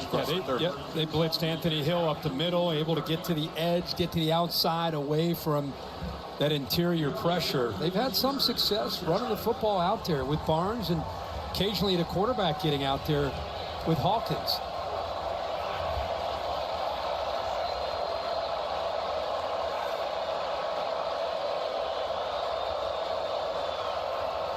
Check to the sidelines. See Texas playing back here, 2 safeties. They don't want to give up anything through the air. Another run off the left side. Barnes, it'll stutter step, and it's a positive gain on first down. Laura? Well, Chris, we wondered about the decision to stick with Michael Hawkins Jr., but this Oklahoma team really believes in him. Their defensive leader, Danny Stutzman, going up to him right before this drive, reminding him of that. We believe in you. They actually trust his quiet confidence a lot. We'll see if they can score here, guys. Imperative for Oklahoma. He's a very calm guy, and you're right, Laura, but teammates kind of react to that in a magnetic way, but he's going to have to do it with his play, not his demeanor. Pitch on the edge. Barnes that time tracked down for a short loss. It'll be 3rd down. Trey Moore on the stop and Anthony Hill. Yeah, good job by Anthony Hill right here, being able to get around the blocks, trying to get up to him. That's 87, Jake Roberts, but because his ability to read and diagnose that play quickly, kind of a slow developing speed option. Even a man he pitched off there, Trey Moore, he usually be eliminated in the option, but he was able to work down the line himself. That was just too slow of a play. Would you say a little urgency here for the Sooners to keep this initial drive of the 3rd quarter going? Hawkins straight back, pressure, cannot escape, knocked down at the line of scrimmage, and that's Lefau again. 4th down. But they have their eyes on 9. There's no way they're going to let him take off and pick up a 1st down. They're showing pressure here. He'll drop, and he's just keying on 9. If he takes off, that's his job to try to bring him down. The pressure gets in from behind, and eventually it is cleaned up there by Lefau. Smart, very instinctive linebacker. Great football tradition in Hawaii. He's a sophomore. It's a good-looking linebacker core. Bolden this time does wave a fair catch. Do not want to make a mistake as a returner when your team is up 18. Holly, what do you have? Well, guys, Quinn Ewers has settled in nicely to this ball game despite that oblique strain injury. It's such a rare injury. It's actually something that we see in baseball pitchers and volleyball players. Actually, David Carr in the NFL has a similar injury. They reached out to Texas this week to find out how they're treating him, how they're treating Quinn Ewers, because he has looked good. A lot of different techniques, but also the defense trying to make a big stand right here. They've been terrific against this Oklahoma stand so far. Pete Kwiatkowski told us that they love to get after the quarterback and pressure. No, they sure do. And they've done a good job of it today. From the 15. 2-back look. It's Ryan Niblett, the receiver, who is joining Weisner in the backfield. He goes on the left side for about a yard. Sark, coming off the field, was mentioning to Holly that, listen, they're sitting back on us. They don't want to give our receivers a chance one-on-one. They're playing with a lot of times 3 safeties. So Sark said we've had to be patient, run the football. Not to mention you got an 18-point lead, but if OU continues to sit back, it's either quick throws or running the ball. Ewers launches, and again it's Gunnar Helm wide open. The tight end leaked down on the backside. 1st down across the 40. Robert Spears-Jennings just gets lost in coverage. Watch him right here. A little bit of motion. He's got him. He thinks he's got him, and then he loses it. Eyes in the backfield. I don't know if it was the motion that caught his eyes or whatever it was, but Ewers was quick to see that Helm, who's one of his go-to targets, just left free in man coverage that time by Spears-Jennings. You're right. He definitely is one of the go-to. They have a good connection, a lot of trust between the quarterback and the tight end. 26-yard gain. Now Weisner cuts it back, and Quintravion Weisner. The teammates call him Trey. Mom says, no, let's call him Quintravion, and we're going to go with her. Picked up 8 more. Yeah, you know, the story of these running backs, when you lose C.J. Baxter in camp and you lose Christian Clark, and Blue was going to be part of that, but boy, they have shown incredible depth at that position with Blue and Weisner, and even the freshman Gibson getting some chances. Remember what he did in the Michigan game in Ann Arbor. It's over 100 yards now for Weisner. Ewers backpedaling, being chased. Not very far to go for a 1st down. He slides down in Oklahoma territory. Gunnar Helm threw a block for him. There's some tempers flaring. I guess the Texas big fellas thought they got too close to the quarterback. He was giving himself up there. There's no flag yet. Oh, that might happen. There goes a flag. OU frustrated. This defense is championship caliber defense. I mean, it is a really good defense. They just don't have an offense with all the injuries. And I think some of the frustration showing with OU. It's big Dominic Williams. Very powerful nose tackle involved over there. I didn't see anything when Ewers went down in the play that would draw a penalty or spark hard feelings, but it was Weisner who got shoved hard to the ground at the end of the play. Yeah, Weisner went down after getting shoved. And that's what really escalated both sides. There's 2 fouls on the play. After the play, unsportsmanlike conduct. Number 52, defense, his first of the game. Also, unsportsmanlike conduct, number 65, offense. Also, his first, 56 for the offense. Fouls canceled. Second down. So they got two Williams, Dominic for Oklahoma, Cameron for Texas. Not related.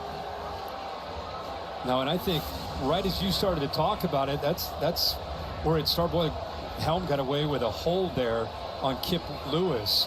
And I think they were just, some of the Texas players, a little bit frustrated. This is where you saw 52 make the shove there. Dominic Williams, reaction there by 56. That was the other penalty.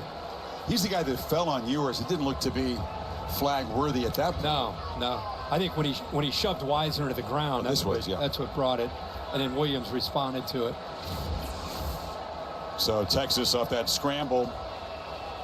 First down at the Oklahoma 45, trying to make this an even huger mountain to climb for Oklahoma.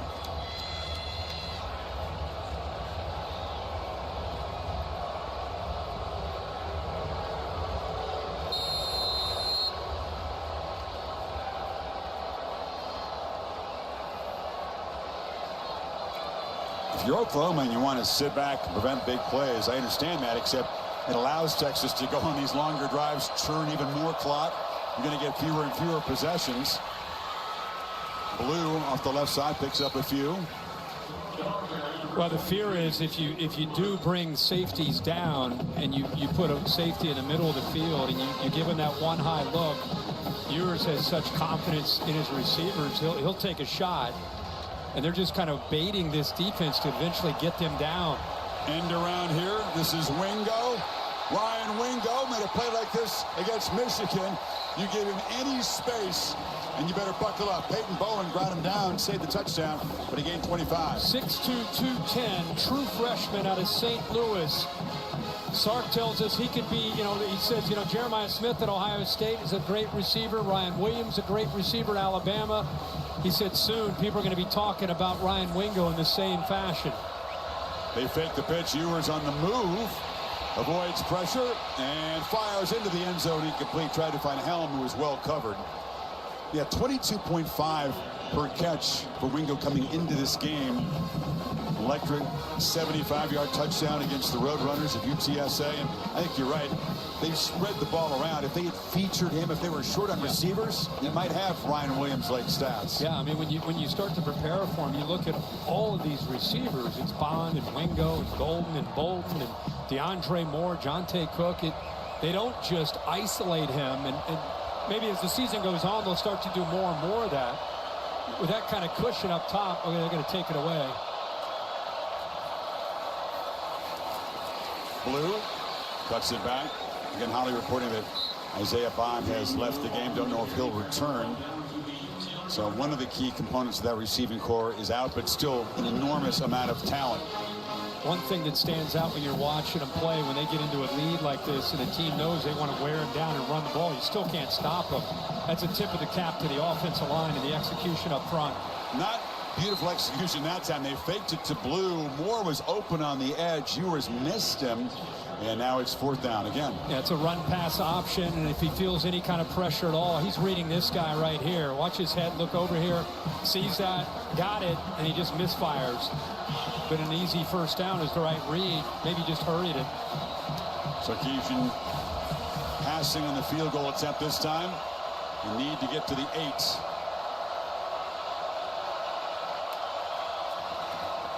Fake it to Blue. Ewers end zone, and he overthrew it. So a turnover on downs. Wingo was behind a couple of suitors. That would have been a tricky pitch and catch. Yeah, he's trying to kind of give a hesitation move and then go by Des Malone. He's way out to the right, a little bit of an inside, and then tries to work around him, but hands on him slowed him down, didn't allow him to get to his spot, and OU prevents the touchdown.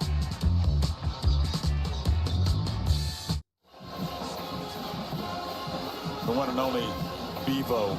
Big fella. 2,100 pounds. I asked the handlers, I said, is that bigger than normal? I said, yeah, he's kind of beefed up. Eats about 65 pounds a day. So like Sarkisian's beefing up the offensive line to get ready for the SEC. Yeah, even Bevo's bulking up, yeah. Man, I wish Ben would have come this week. I would have loved to send him down there to say hello. Hawkins from the pocket. Pump fake, and he'll be knocked down hard. Nobody open. And eventually the pass rush closed in. That's Ethan Burke who knocked him down. Yeah, they're zeroing in, keeping their safeties back, not willing to give up anything downfield, and then they can turn up some pressure. Able to bring the nickel that time. I thought he might throw that one away again outside of the pocket, but instead, like you say, a pump fake, another loss of yardage. It was an aggressive pump fake. He had to be his left hand out there to keep the ball in possession there. 2nd and 14. Barnes from the goal line. Muscles for a short gain. Holly? Well, speaking of beef, this is something intentional that Steve Sarkisian has done since he came to Texas. He understood from his time at Alabama that the line of scrimmage is everything to win a national championship. So it's been subtle, but it does matter. Look at the offensive line. On average, they are 10 pounds heavier. And the defensive line, you can see the changes there. They are slowly but surely investing in big men, is what Steve Sarkisian says, and they're getting that push along the line. They definitely looked the part. Impressive team coming off the bus. Impressive team on the field. 3rd and 14. Pass rush. Flushes Hawkins again. Who scans and just throws it away. Nobody home. And Trey Moore came after him. And here comes the punt team. Well, his intended receiver, Bowers Sharp, thought he was scrambling. He started to block. There's no one to throw the football to. I mean, their last 7 drives, punt, punt, fumble, fumble, punt, punt. Why they're 18 points down. And you go back to Texas going for it. What's the downside? If you don't get it, you're putting this OU offense that's struggling at their own 10-yard line. They'll zing it and boot it away again. Really no consequences. You get the ball right back. There are 3 returners back. Silas Bolden standing at the 45. Lefty gets it away and drives him backwards. Good punt. Bolden makes the grab at about the 30. Now tries to get the edge. Is retreating here and will finally turn the corner and is grabbed out of bounds at about the 32-yard line. A 64-yard punt by Alzinga to at least help his team out. The names and the faces, the legends on both sides of the Red River rivalry.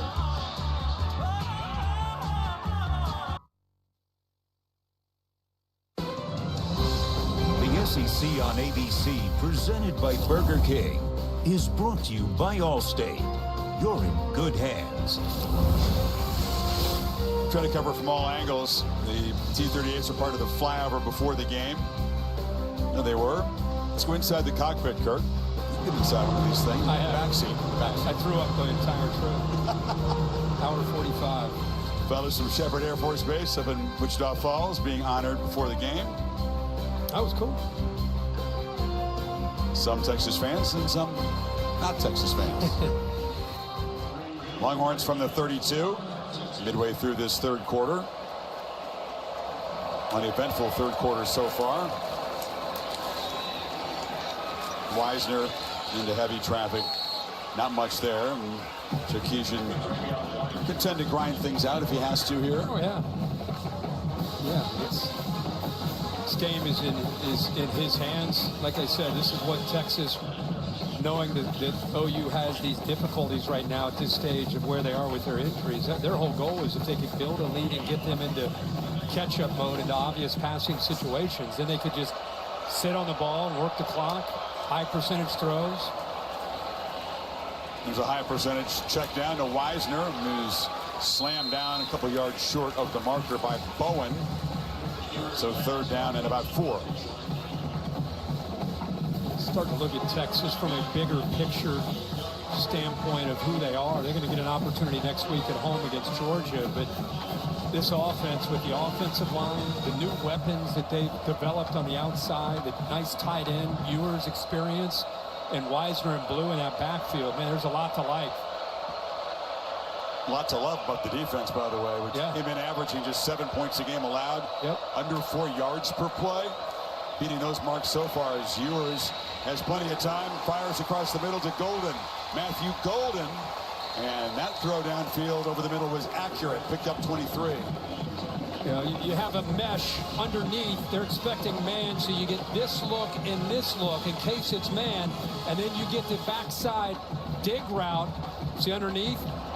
Not there. It opens up perfectly for that throw right behind. Beautiful opening throwing lane for him. After tempo, Wisner takes off and a first down run for about 5. You come into this game thinking Blue might be the featured guy, and his game has gone on more and more. Wisner's gotten a hot hand. He's averaging 12 yards a carry, up and over 100 yards. He looks fresh. He looks really good. 200-pounder. Breakout game for him, best game of his career. He's doing 100 yards plus rushing in the Red River game. That constitutes a breakout for the sophomore.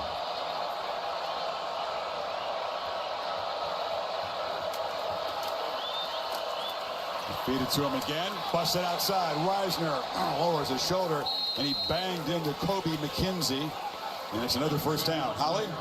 Well, you see the run game starting to heat up. Time for the passer to operate. This offensive line of Texas is gelling and coming together at a perfect moment. Remember, their center, Jake Majors, last year got injured early in this game, and things went south. Good to see him healthy out there running things.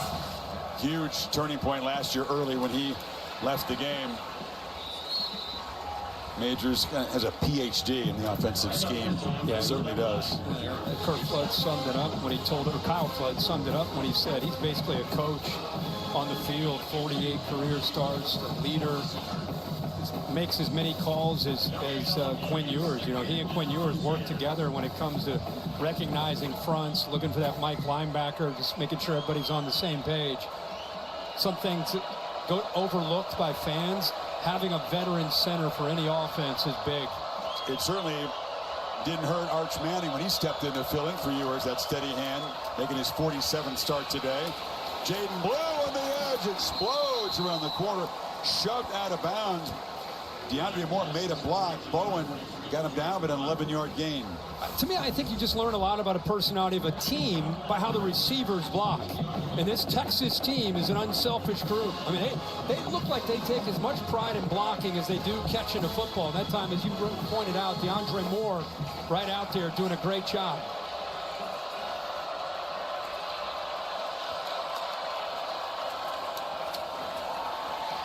Left side, not much for Blue as the Longhorns kind of grinding away again, trying to make this an even deeper hole for Oklahoma.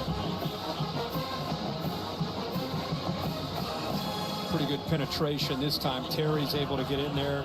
Oklahoma's been rotating a lot of different players. Woolard also in the transfer from Miami of Ohio. Breather for Wiseman. Now he's right back in there. Got the football again. Stiff arm, breaks free. Wisner, he's delivering shots in that Oklahoma secondary, not taking them. There's a flag out on the play back near the line of scrimmage. Yeah, he went up. Can I walk? Looking folks up. He dialed him up. They're going to bring this one back. 10-yard penalty, second down. And the right guard, DJ Campbell, on a holding call. But, man, it's fun to watch him back. Instead of going out of bounds, he stays in bounds and takes that hit on. You said fresh legs. Yeah. Right there, you see him grab it, 90. Again, Woolard. 32 carries through the first 5 games, so they've been able to spread the ball around. There's not much wear and tear for any of these Texas backs. And Wisner today just hitting his stride. The hold moves it back to a 2nd and 22. Pitch on the edge. Catch made by Wingo, and before he can get going, and drag him down at the 23. Even though Sark's becoming more conservative here in this second half with this lead, it's still his play design, the eye candy, the pre-snap movement, false keys. Does a really good job of putting a lot of pressure on a defense and making them really communicate, make sure they adjust. A lot of pre-snap movement.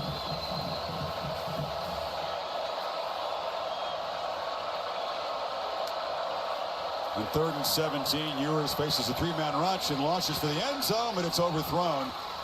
Wingo was actually tracking back and made a defensive play to knock the ball away. Bowen was in the neighborhood, and it's 4th down. That's when you have confidence in your guy. When the defensive back, you're throwing a go route, and the defensive back's 5 yards ahead of the receiver, and you're just like, you know what? You're going to put it up there. Look how far out. Look at Bowen. He's way down. He's like, yeah, I'll give him a shot. What the heck? That's when you know a guy at 6'2" can go up and potentially make a play.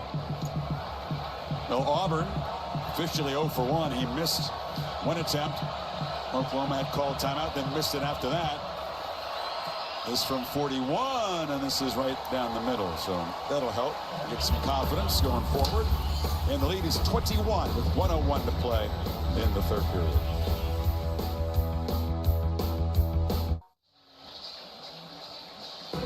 Jackson Dart and the Ole Miss Rebels, good bounce back from that loss to Kentucky, went on the road and routed South Carolina. Now they are favorites by 4 points tonight in Baton Rouge. That's tough to do. Just to go into Death Valley in a night game and be favored. Lane Kiffin, Brian Kelly, Garrett Nussmeier, a good season so far at quarterback for the Bayou Bengals. John McDonough, Greg McElroy, Molly McGrath on the call after we are done. Last time they won, Ole Miss won in there was 2008. But they got a veteran quarterback and a scheme, and after losing to Kentucky, a little LC urgency and redemption. Another interesting day in the SEC. South Carolina very nearly give Alabama a 2nd consecutive loss. Not the bounce back performance the Tide faithful were looking for. Devin Jordan is going to be knocked down. Decided to bring it out and stop. Hesitated, and then brought it out, and now you put this offense just what they need in a hole again. We encourage you, if you're able to, donate to the American Red Cross. Just a devastating 1-2 punch. Hurricane Helene came, and then Hurricane Milton struck through Florida. Please donate at redcross.org/ESPN to help folks recover. So from the 12-yard line, 88 yards away from the burnt orange-colored end zone, Hawkins desperate to make a play to spark this offense. Final minute of the quarter. Long sideline throw, and the catch is made by Zion Kearney. Knocked out near the marker. 1st down. Got to play with serious urgency now. You're down 3 scores. Not a big play offense. You got to find a way to create one. And Texas is not in a cooperative mood, playing one of the elite defenses in the sport. Play fake, Hawkins down the middle, and the catch is made across there by Bowers Sharp. Pick up about 9. Actually, it's going to be enough for the 10. They spied it right on the stripe there. Yeah, that time they caught him in man coverage. Texas has been playing a lot of zone, but that time man coverage had opened up nicely. He got it out in a hurry, which is what you love to see for this Oklahoma offense. Don't let OU get in there, or Texas get in there and affect this quarterback. Quick throws. Thought they could squeeze in a play here before the end of the quarter, but that's not going to happen. Clock does run out. So just a field goal for Texas in the 3rd quarter. They build the lead 24-3 as they try to end Oklahoma's recent control of the Red River rivalry. Back after this message to the word your local ABC stations, the SEC on ABC. Left. Set for the 4th quarter. You're watching the SEC on ABC, the All-State Red River rivalry. For a hot day here in the Cotton Bowl. These Texas students were out there like before kickoff, like 2 hours, and it was 93 degrees. Taco Bell Live My Student Section of the Year. They're contenders just for that toughness on a hot day. Great job by them. There's nothing, you wouldn't get anything to eat out there, would you? Fried Oreos or fried ice cream? I'll tell you a story after the play. You're not dabbling. Play fake. Hawkins, again, looked downfield, didn't find the debate. Texas is just not allowing that. Checks it down. I had a turkey leg. I had a turkey leg. Come on. On the SEC Nation show, they handed me one. I didn't know, you wouldn't have liked it. It looked like a rare turkey leg. I don't think turkey meat should be had rare. Shot. You got to burn it. Check with me tomorrow, make sure. Yeah. Like mine, everything burnt. Tasted good. It just looked raw. Too pink. Yeah. Not my thing.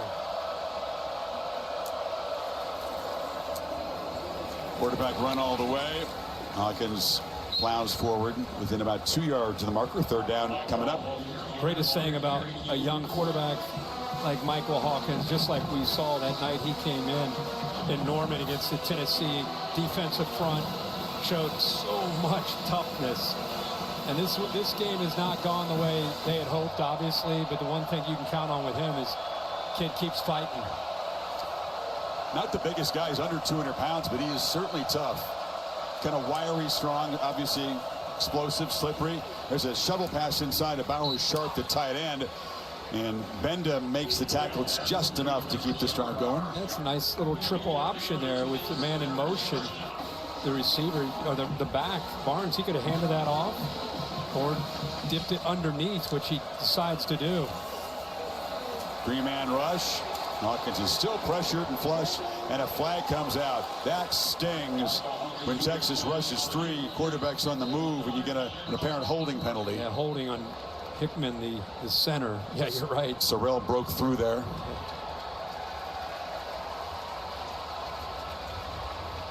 Texas defense is not slowed down. There's a lot of pent-up frustration. They know that Oklahoma's owned this series, except for the blowout 2 years ago. Offense number 51.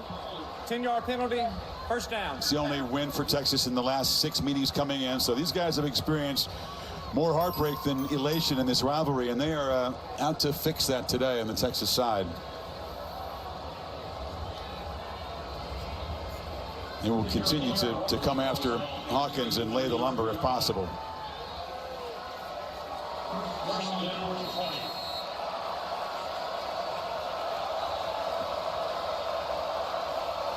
Five receivers out, empty backfield.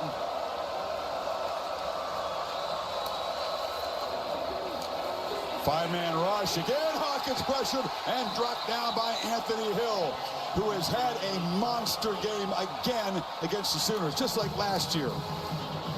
Well, that's such a dangerous thing. You empty it out. You've got five offensive linemen, and they're rushing five. It's one-on-one, and the edges is where they're able to get the pressure. On the right side, he goes around, and on the left side, Anthony Hill shows that versatility, gets underneath that left tackle with quickness. 10 tackles for Hill, forced to fumble earlier, now has a sack.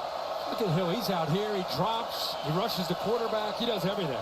2.5 tackles for loss for the big linebacker on a Denton. Holly? Well, guys, Anthony Hill is known for being a playmaker. He watches extra film so he can do this. His first year as a varsity high schooler, he had 105 tackles. His personal best, 22 tackles in a game. And guess who it was against? Boise State, Ashton Jeanty. He knows how to tackle in big moments. 22 tackles, and it was that guy who's one of the hardest to bring down in the country. Kirk? Yeah, he's got a real sense for the spotlights here. He is a big game linebacker, and he's got another one under his belt today. He's chasing down the quarterback again. Did you see the speed of Hill that time?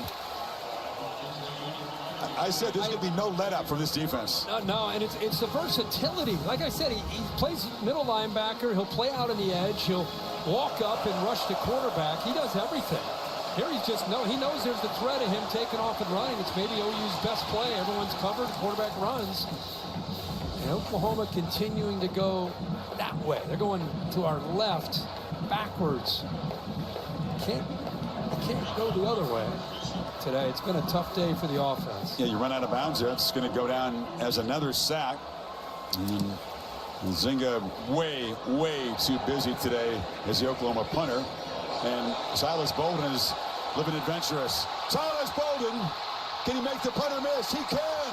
Down the sidelines, and he's finally knocked out of bounds way down near the 20 of Oklahoma. He recovered a fumble for a touchdown earlier, almost housed the punt return there. Boy, Chris, great job right when he caught this ball. I wondered if it might be potentially a block in the back. I'm looking at Bill to see what he thinks, but he kind of just used him as a shield to work around him. And that play opened up very nicely. Bill, what do you think of that initial? Yeah, he was behind him in chase mode, and yeah, if he's got contact behind him, easy to support a block in the back call there. There wasn't one. Bowers Sharp's the man that hustled down there to save the touchdown. But another big play for Bolden. Oklahoma thought that they had to win the special teams today, make something happen. It's been the other way, and now Texas begins the drive in the red zone. Silas Bolden was a heck of a player. We saw him up in Corvallis. He was the most reliable receiver in that Beavers team a year ago. He comes down here as one of the portal signees, and hadn't really had a breakout game until today, but he's made a big impact. That's what Sark said. At any moment, you think he's got the ability to get loose, and it's here on special teams.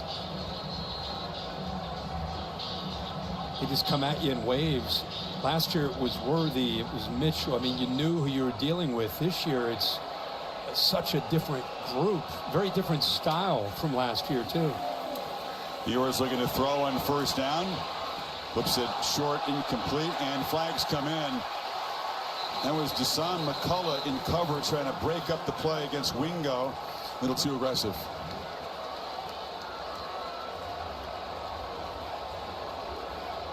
Again, McCullough coming back, playing his first football of the season off that foot injury.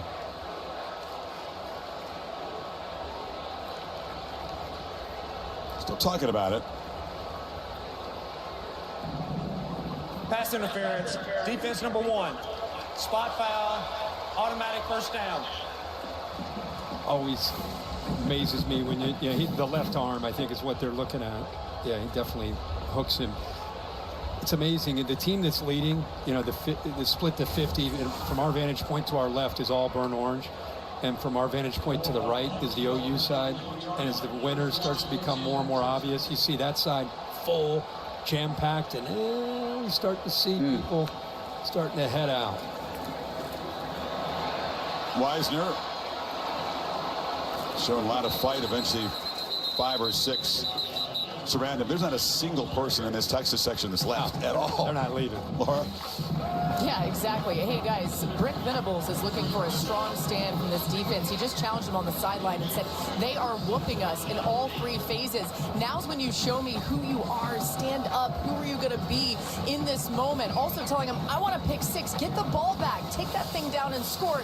You're our chance to put points on the board. I agree with him on that. They might be the only chance to put points on the board as the defense. Defense trying to get Wisner to the ground. They do so after a short gain. Stutzman, who else making the tackle? Remember how this game started with those turnovers and opportunities plus territory for Oklahoma? They had 14 plays in the first quarter alone in Texas's side of the field. Since that first quarter, they have not crossed midfield. It felt like that was a day or 2 ago when they were doing that. 3rd and 6. It's Ryan Niblett, who was in the backfield. Now the receiver motions out and comes to this side. Ewers looking that direction. Now scans to his right. Man wide open. Pitches it down to Gunnar Helm. They just have not accounted for the tight end too often today. And he makes a pay, converts the 3rd down. Now, there you go. You give him time with rushing 3, dropping 8. He's able to work through his progressions. Nice job. He worked from his left, came all the way back to the right. Maybe his 4th option there. He checks it down to the tight end that was just kind of waiting there, as I say, a check down, and finds him. Helms had a heck of a day getting the football and showing what he can do after the catch. Any opponent for Texas, beginning with Georgia next week, is going to have to look at a lot of tape and figure out what they can do, have a plan for Gunnar Helm, because Michigan couldn't stop him. Oklahoma hasn't stopped him, and the way Sark designs these plays makes it very tricky.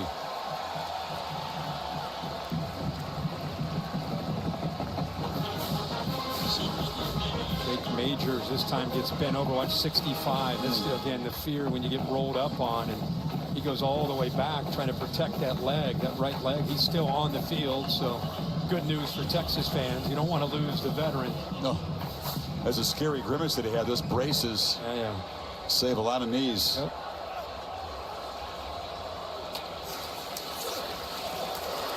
Pitch to the end zone, leaping attempt, incomplete. Golden went up for it, caught it, could not get the foot down. You know, Ewers on this drop back, he takes a hitch And I think it makes the ball just a little bit late. It's a small thing. Watch his footwork. If he doesn't take a hitch and he just gets the ball out, see that hitch right there? That's the difference between having enough room out there and just being a little bit late. And that hitch cost him a potential touchdown against Bowen. So 3rd and goal.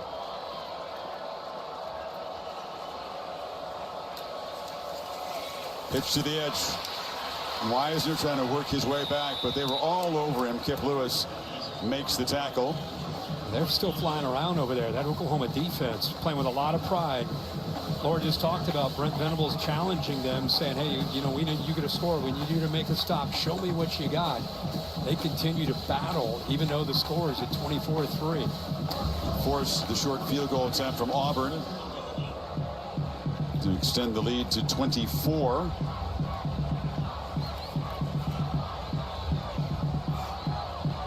This from 29 yards out.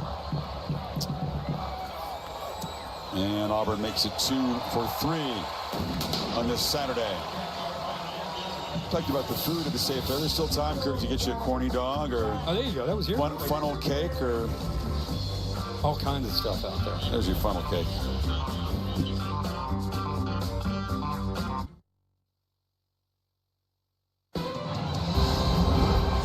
The SEC on ABC is presented by Burger King. You rule. To the victors in Dallas every year, the privilege of donning the golden hat. They just take the trophy apart, put the hat on the head. Danny Stutzman wore that hat proudly with Oklahoma's comeback victory a year ago. Then he posted a picture doing the horns down, rocking the cigar, the shades, and the golden hat in the locker room. He's selling T-shirts with that picture on the front, and the back is only Oklahoma fears God, Texas fears Oklahoma. Didn't sit well with the Longhorns, by the way. They took note of that picture that Stutzman posted. Hawkins on the move, flips it down, and it's Thompson taking a hit after about 6 yards. I showed that picture to Ewers. He said, does that make you mad? And he said, yes, it does. That's how he came in today. Horns down on the necklace. Yeah. All right. Well, you earn the right to brag and to sell swag when you win, and it's going to be apparently Texas's turn to do that. Barnes smothered, nothing there. Maurice Blackwell. I should say this to defend Oklahoma a bit.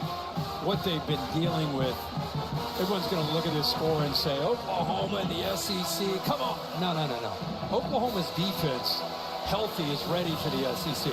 Oklahoma's offense, with their top 5 receivers, with the offensive line that's been in disarray with injuries, going to a true freshman quarterback, it's just their margin of error is so small. I'm not making excuses for them, but they're depleted on offense right now. And bobbled, eventually dropped by Reagans. They made some miraculous plays, a deep shot, a pick 6 to beat Auburn, gritty victory on the road last week. That's where they're going to have to manufacture wins in this conference until they get some guys back healthy. You got to get healthy, and you got to get a quarterback that can go through his progressions, and they're just not there right now. I think they all thought when the season started Jackson Arnold would be that guy, number 11, and he's been replaced a couple of games ago by Hawkins, and they're going to be some good moments. There's going to be some tough moments with where they are. Hawkins flushed on 4th down, and he just flips it away. No chance to make a play. Couldn't do that on 4th down. Yeah, Texas takes over. Again, that's an example with, in a perfect world, a guy like Michael Hawkins, who's in that developmental stage of his career, there's a guy in front of him playing, and he's learning and watching and growing, but he's forced to be out there and play. And you're seeing his youth now down the road. He's going to be a great player. He's got all the physical traits, but game's moving fast for him. Not a lot of help around him, and it's easy to point the finger at him, but this is it's a group effort. That's South Carolina at home next. Still got to go to Mississippi, at Missouri, at LSU. That's what's ahead for Oklahoma in the SEC. And by the way, they have Alabama coming in to Norman. Yeah. Not easier. Double pass again. They're going to try it. Golden chucks into the end zone. And this time they make the catch. He threw into double coverage, but coming down with the football, his helm there, and it was such a bad throw the first time. He said, Coach, let me try it again. I'll tell you what, it should have been picked. I don't know how this ball was not picked. Give Helm a lot of credit for going up there and high-pointing the football to take it away from Robert Spears-Jennings, but I can't believe he caught that. Gibson gets the handoff and muscles down near the 1. You don't see that too often. A double pass with a receiver. The first one is laughable. Right. You give him another chance. He should never have been playing. He threw, like a fair catch-up. If you threw that to the outside, he's laughing. It's a touchdown. Before they get ready for Georgia next week, they may want to have throwing practice with these running backs and receivers to see who gives you the best chance. You know, with the way Gunnar Helm is playing, I throw him anything. Just throw it anywhere, and he comes down with it. How about him getting up at 6'5", went up and found that football and brought it down. The kid's a baller. Tremendous athlete, leading receiver, 91 yards after that. 20-yard gain. Ewers will run it in. Takes a shot on the end zone, but builds the lead. And Texas getting some sweet payback today for some recent losses to the Sooners. I can't help but think, it's 27-3 with 5 minutes to go. You just stop them on 4th down. You're at the 25-yard line. I know where you're going. I was like, he's calling a double pass. That's part of a rivalry, right? I think they're not only doing this, they seem to be enjoying it as well. He enjoyed that. Yeah. It was a nightmarish start. Back-to-back years, Ewers shaky early, threw a pick, was really off his game the entire first quarter. Got it going for the last 3 quarters. 34-3. 34 unanswered, by the way. The WNBA Finals, presented by YouTube TV, Sunday on ABC. Capital One showing the rankings coming in. Ohio State, Oregon. It's a primetime game in Autzen Stadium. 2 versus 3. Penn State and USC are battling. USC went back on top. They led most of the game. Penn State tied it. Now it's a touchdown lead for Penn State. And Alabama talked about that incredible scare at home against South Carolina. We talked about Ole Miss as a favorite on the road at LSU tonight. Ohio State, Oregon. Well, that's a huge one. Who do you like? I go Buckeyes on the road. Yeah. So.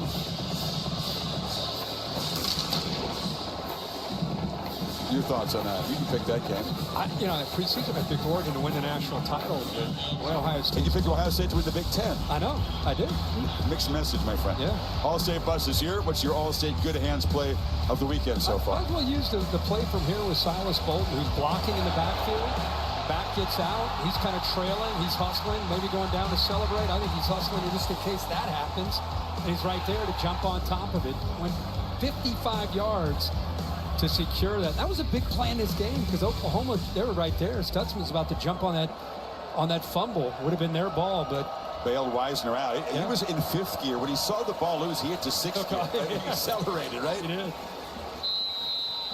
That's the new world of the 12-team playoff. You could see Ohio State maybe winning the Big Ten in Indianapolis. Then you throw all those teams into that playoff. Sure. Oregon could get hot. But, Ohio State hadn't played anybody great. Played Iowa, played Michigan State. Find out really how good they are. Are they in there with Texas and Georgia, some of the elite teams?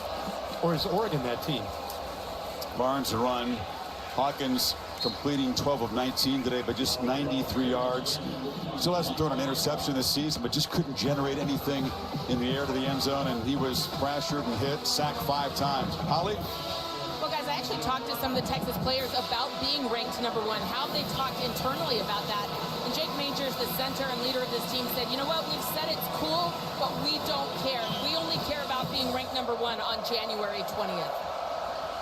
Long way to go and a major test coming up. Is the lone SEC unbeaten team with the Dogs in Austin next Saturday night. Pitch inside, and that's Carry On, the freshman from Odessa, with just his 2nd catch of the season for 13 yards. There's Majors. Yep. Looking forward to sitting down with him next week in Austin. Just one of the great, cerebral guys. Just, when they say coach on the field, they mean that. A lot of times a coach will throw that term out there. That dude has like coach level knowledge of protections. Hawkins again, you've seen this so often, just trying to sprint to the sidelines for anything he can create, and that wasn't much. Now they're trying to hit the wheel route, the back sliding out of the backfield, Taylor Tatum, but Texas took that away. And so he just got out of there as quickly as he could and took off. Got some positive yards anyway.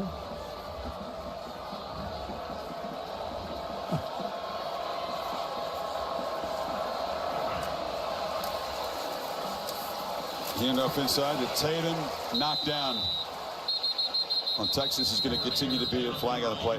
One of the most impressive defenses in college football at about the halfway point. Holding, offense number 76. 10-yard penalty, second down. They're a nightmare on third down. They get after the passer. Really hard to run the ball on. Lead the SEC in interceptions. 7. Don't have any today, but yeah.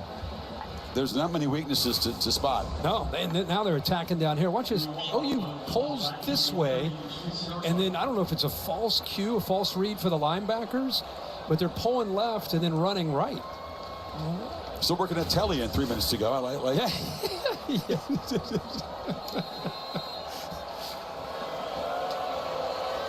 Get the golden hats ready. Longhorns are going to enjoy wearing them today. Where's Cupper? Is he out there? He is. Oh, no. There's another pass rush where there was just no holding penalty thrown. I think let's just get this thing over with, because there was a tackle just about made to keep Hawkins from getting leveled there. Bill Norton was charging through there after the quarterback.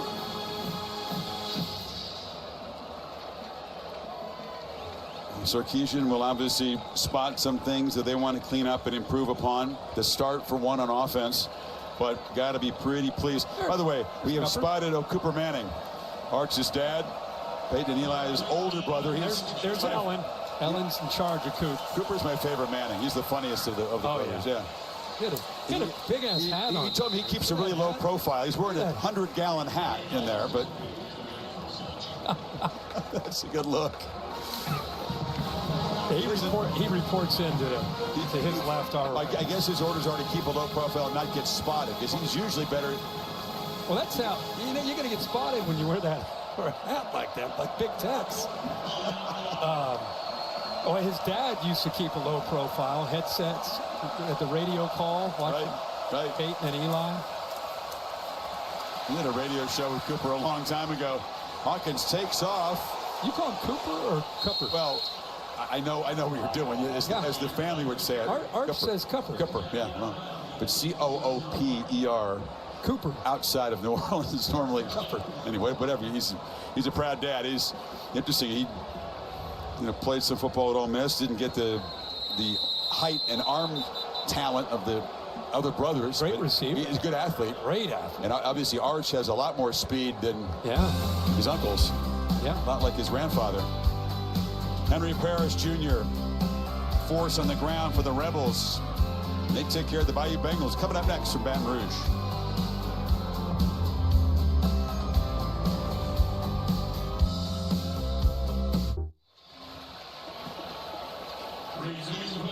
That's the famous Golden Hat Trophy sitting on the medical cart. Appears to be a stretcher there.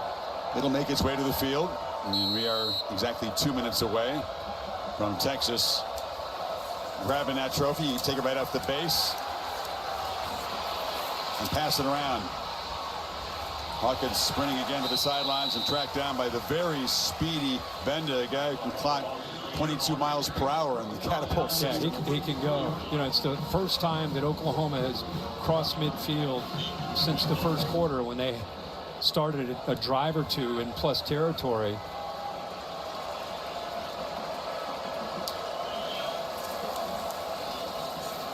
Hawkins dumps it down, catch made, hit delivered. This Longhorn defense continues to be fired up. hit late on Tatum.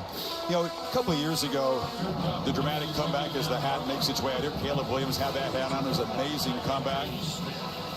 Lincoln Riley's last year here. But sandwiched around that, you know, Gabriel a year ago, Caleb Williams, and then 2 of the last 3 years now have been emphatic Texas victories. So players on both sides have experienced some real highs and lows, some amazing wins Offense number 10. for these OU seniors, and 2 really lopsided losses at the hands of their rival. Yep. So much focus on these 2 teams coming into the SEC, but when you get close to the programs, it's as much about OU Texas as it is joining the SEC. Such bragging rights on the line. A lot of these guys played high school football together, like most rivalries. Quinn Ewers has bragging rights. By the way, his girlfriend Maggie goes to Oklahoma. She's from Texas. They knew each other before, and he'll visit her. She was sitting, by the way, with the Ewers family, not rooting for her school, but rooting for the boyfriend, which is a smart move. Catch made by Kearney. Texas defensive line starter studs still out there in the field. I see Sorrell, I see Broughton still out there. 45 seconds to go. Yep. Giving them the opportunity to finish the job, I guess, on the field.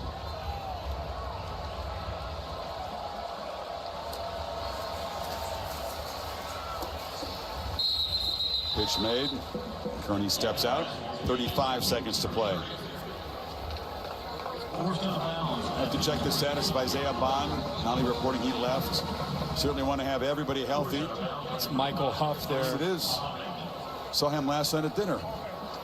He has a position with the athletic department here. He's kind of a mentor, big brother to a lot of players. The former Longhorn great. A stud. Tremendous safety. Look out. Ball pitched out by Hawkins. Again, they're just grabbing people on the way by, and thankfully the flags are not being thrown. Xavier Robinson made the catch. It is a first down for Oklahoma. Yeah, he pulled Anthony Hill down there. Was keep this game moving, it looks like. Flips it down again. And catch is made by Xavier Robinson. Guys way down in the depth chart for Oklahoma, getting a chance to touch the football in this rivalry game.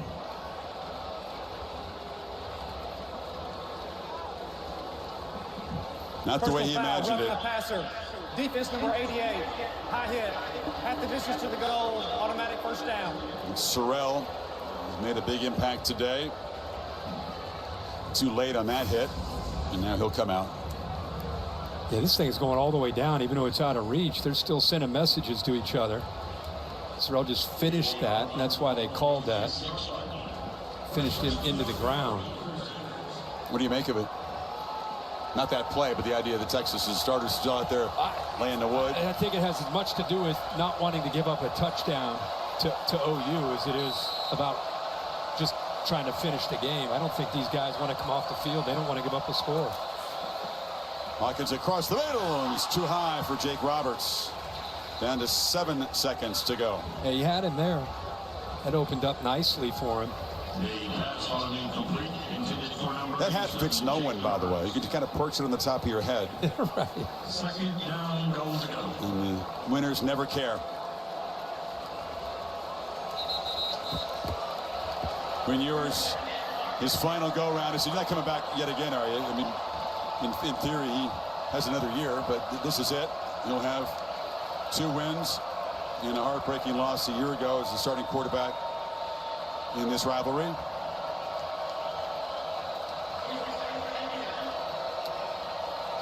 Put 3 seconds back on, so time for a couple more plays for Oklahoma. 2nd and goal. Pressured and still alive, and just flips it out of bounds with 2 seconds to go. So Texas fighting and defending the last few yards here, trying to keep him out of the end zone. Low lane knocked that ball out. The ball came out. Got it back and threw it away. All right. I don't tell the players on either side this last play is a formality. No, this is it. This is a big one here. 2 seconds to go.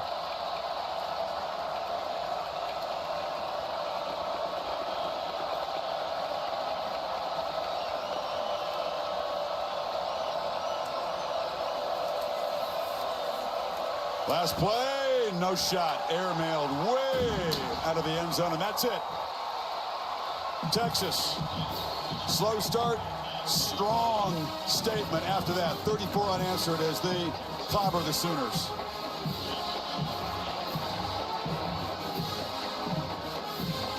Number one looked like it today. And they will roll back home to Austin, take on the Georgia Bulldogs in prime time next Saturday. 6-0 for the first time since the 2009 season, which took them all the way to the championship game against Alabama. And let's go to Laura. All right, thanks, Chris. Coach, you never take a rivalry win for granted. How was this one made possible today? Well, our defense played fantastic. You know, they did a great job stopping the run. Things got a little dicey early on in the ball game, and then, you know, we kind of settled in offensively and got going in the second quarter. You want to grab this golden hat? It's right here. I'll let you put it on. Hat. Yeah. Let me take the hat. Let me take the hat. Let me take the hat here. Oh, my gosh. Let me take the hat. Yeah, let me take the hat. It fits you well. How's it look? It looks Looks pretty good? I think so. All right, so Quinn Ewers, redemption for him in this game. How would you describe his poise, his maturity, coming off of injury to lead this team? Well, it's like anything. When you wait that long to play, about a month off, you know, there's a little bit of rust, but I thought he settled in and made some really competitive plays, especially on third down. All right, you may have to pass this hat over to Quinn Ewers, but yeah, Holly's with him right now. Where's he at? Well, I have Quinn right here. This is a South Lake, Texas young man. This means something to you. What is it like to get that hat back? Yeah, I mean, it's awesome to get the hat back. You know, we didn't have it for a year, and for us to get it. Yes. Let's go. Put it on. Put it on. It feels good to finally have it back, and couldn't be more proud of the guys and all the hard work we put in. It's good to finally get back out on the field with my guys. You know, I missed 2 games, and you know, I didn't fully play the way that I wanted to, but I think overall the way that we play football, that's what gives us chances to win games. Is just the complementary football that we do play as a whole. Every time we cover you, it seems like your resilience always stands out. How were you processing an early pick and then coming back with a quick touchdown after that?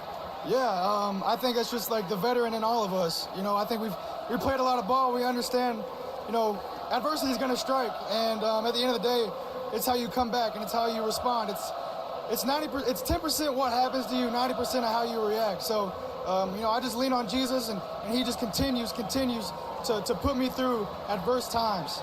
How are you feeling physically after really testing out that oblique? I feel good. I mean, I feel good. I didn't really have any issues with it, and again, I'm just glad to have the golden hat back. Couldn't be more proud of everybody. I'm trying so hard to let you celebrate this moment, but you know I have got to ask about next week.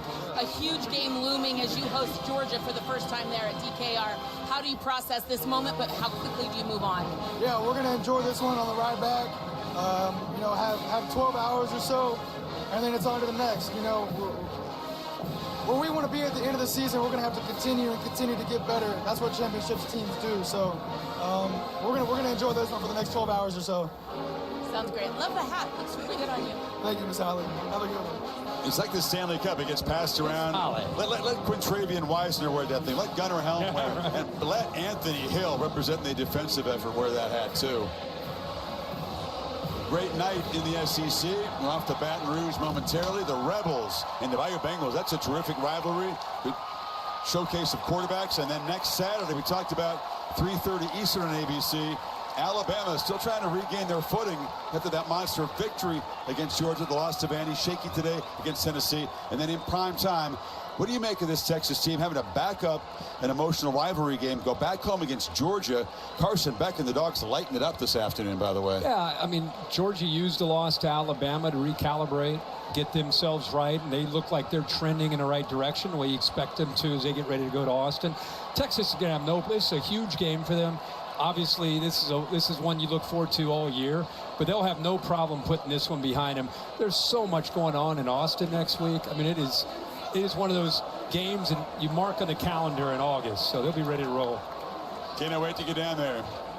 Game day, our primetime broadcast, Formula One on Sunday. The world have its eyes on Austin, Texas. We enjoyed this one. It was one-sided, but every one of these is unique and special. Bill Bonnell produced it. Jimmy Plant directed it. Thanks to our entire crew. And for Holly and Laura, for Herb Street, and our entire team here in Dallas. Chris Fowler saying, so long from the Cotton Bowl. The day is burnt orange, 34-3. Kevin Nagandi to keep things going in the studio.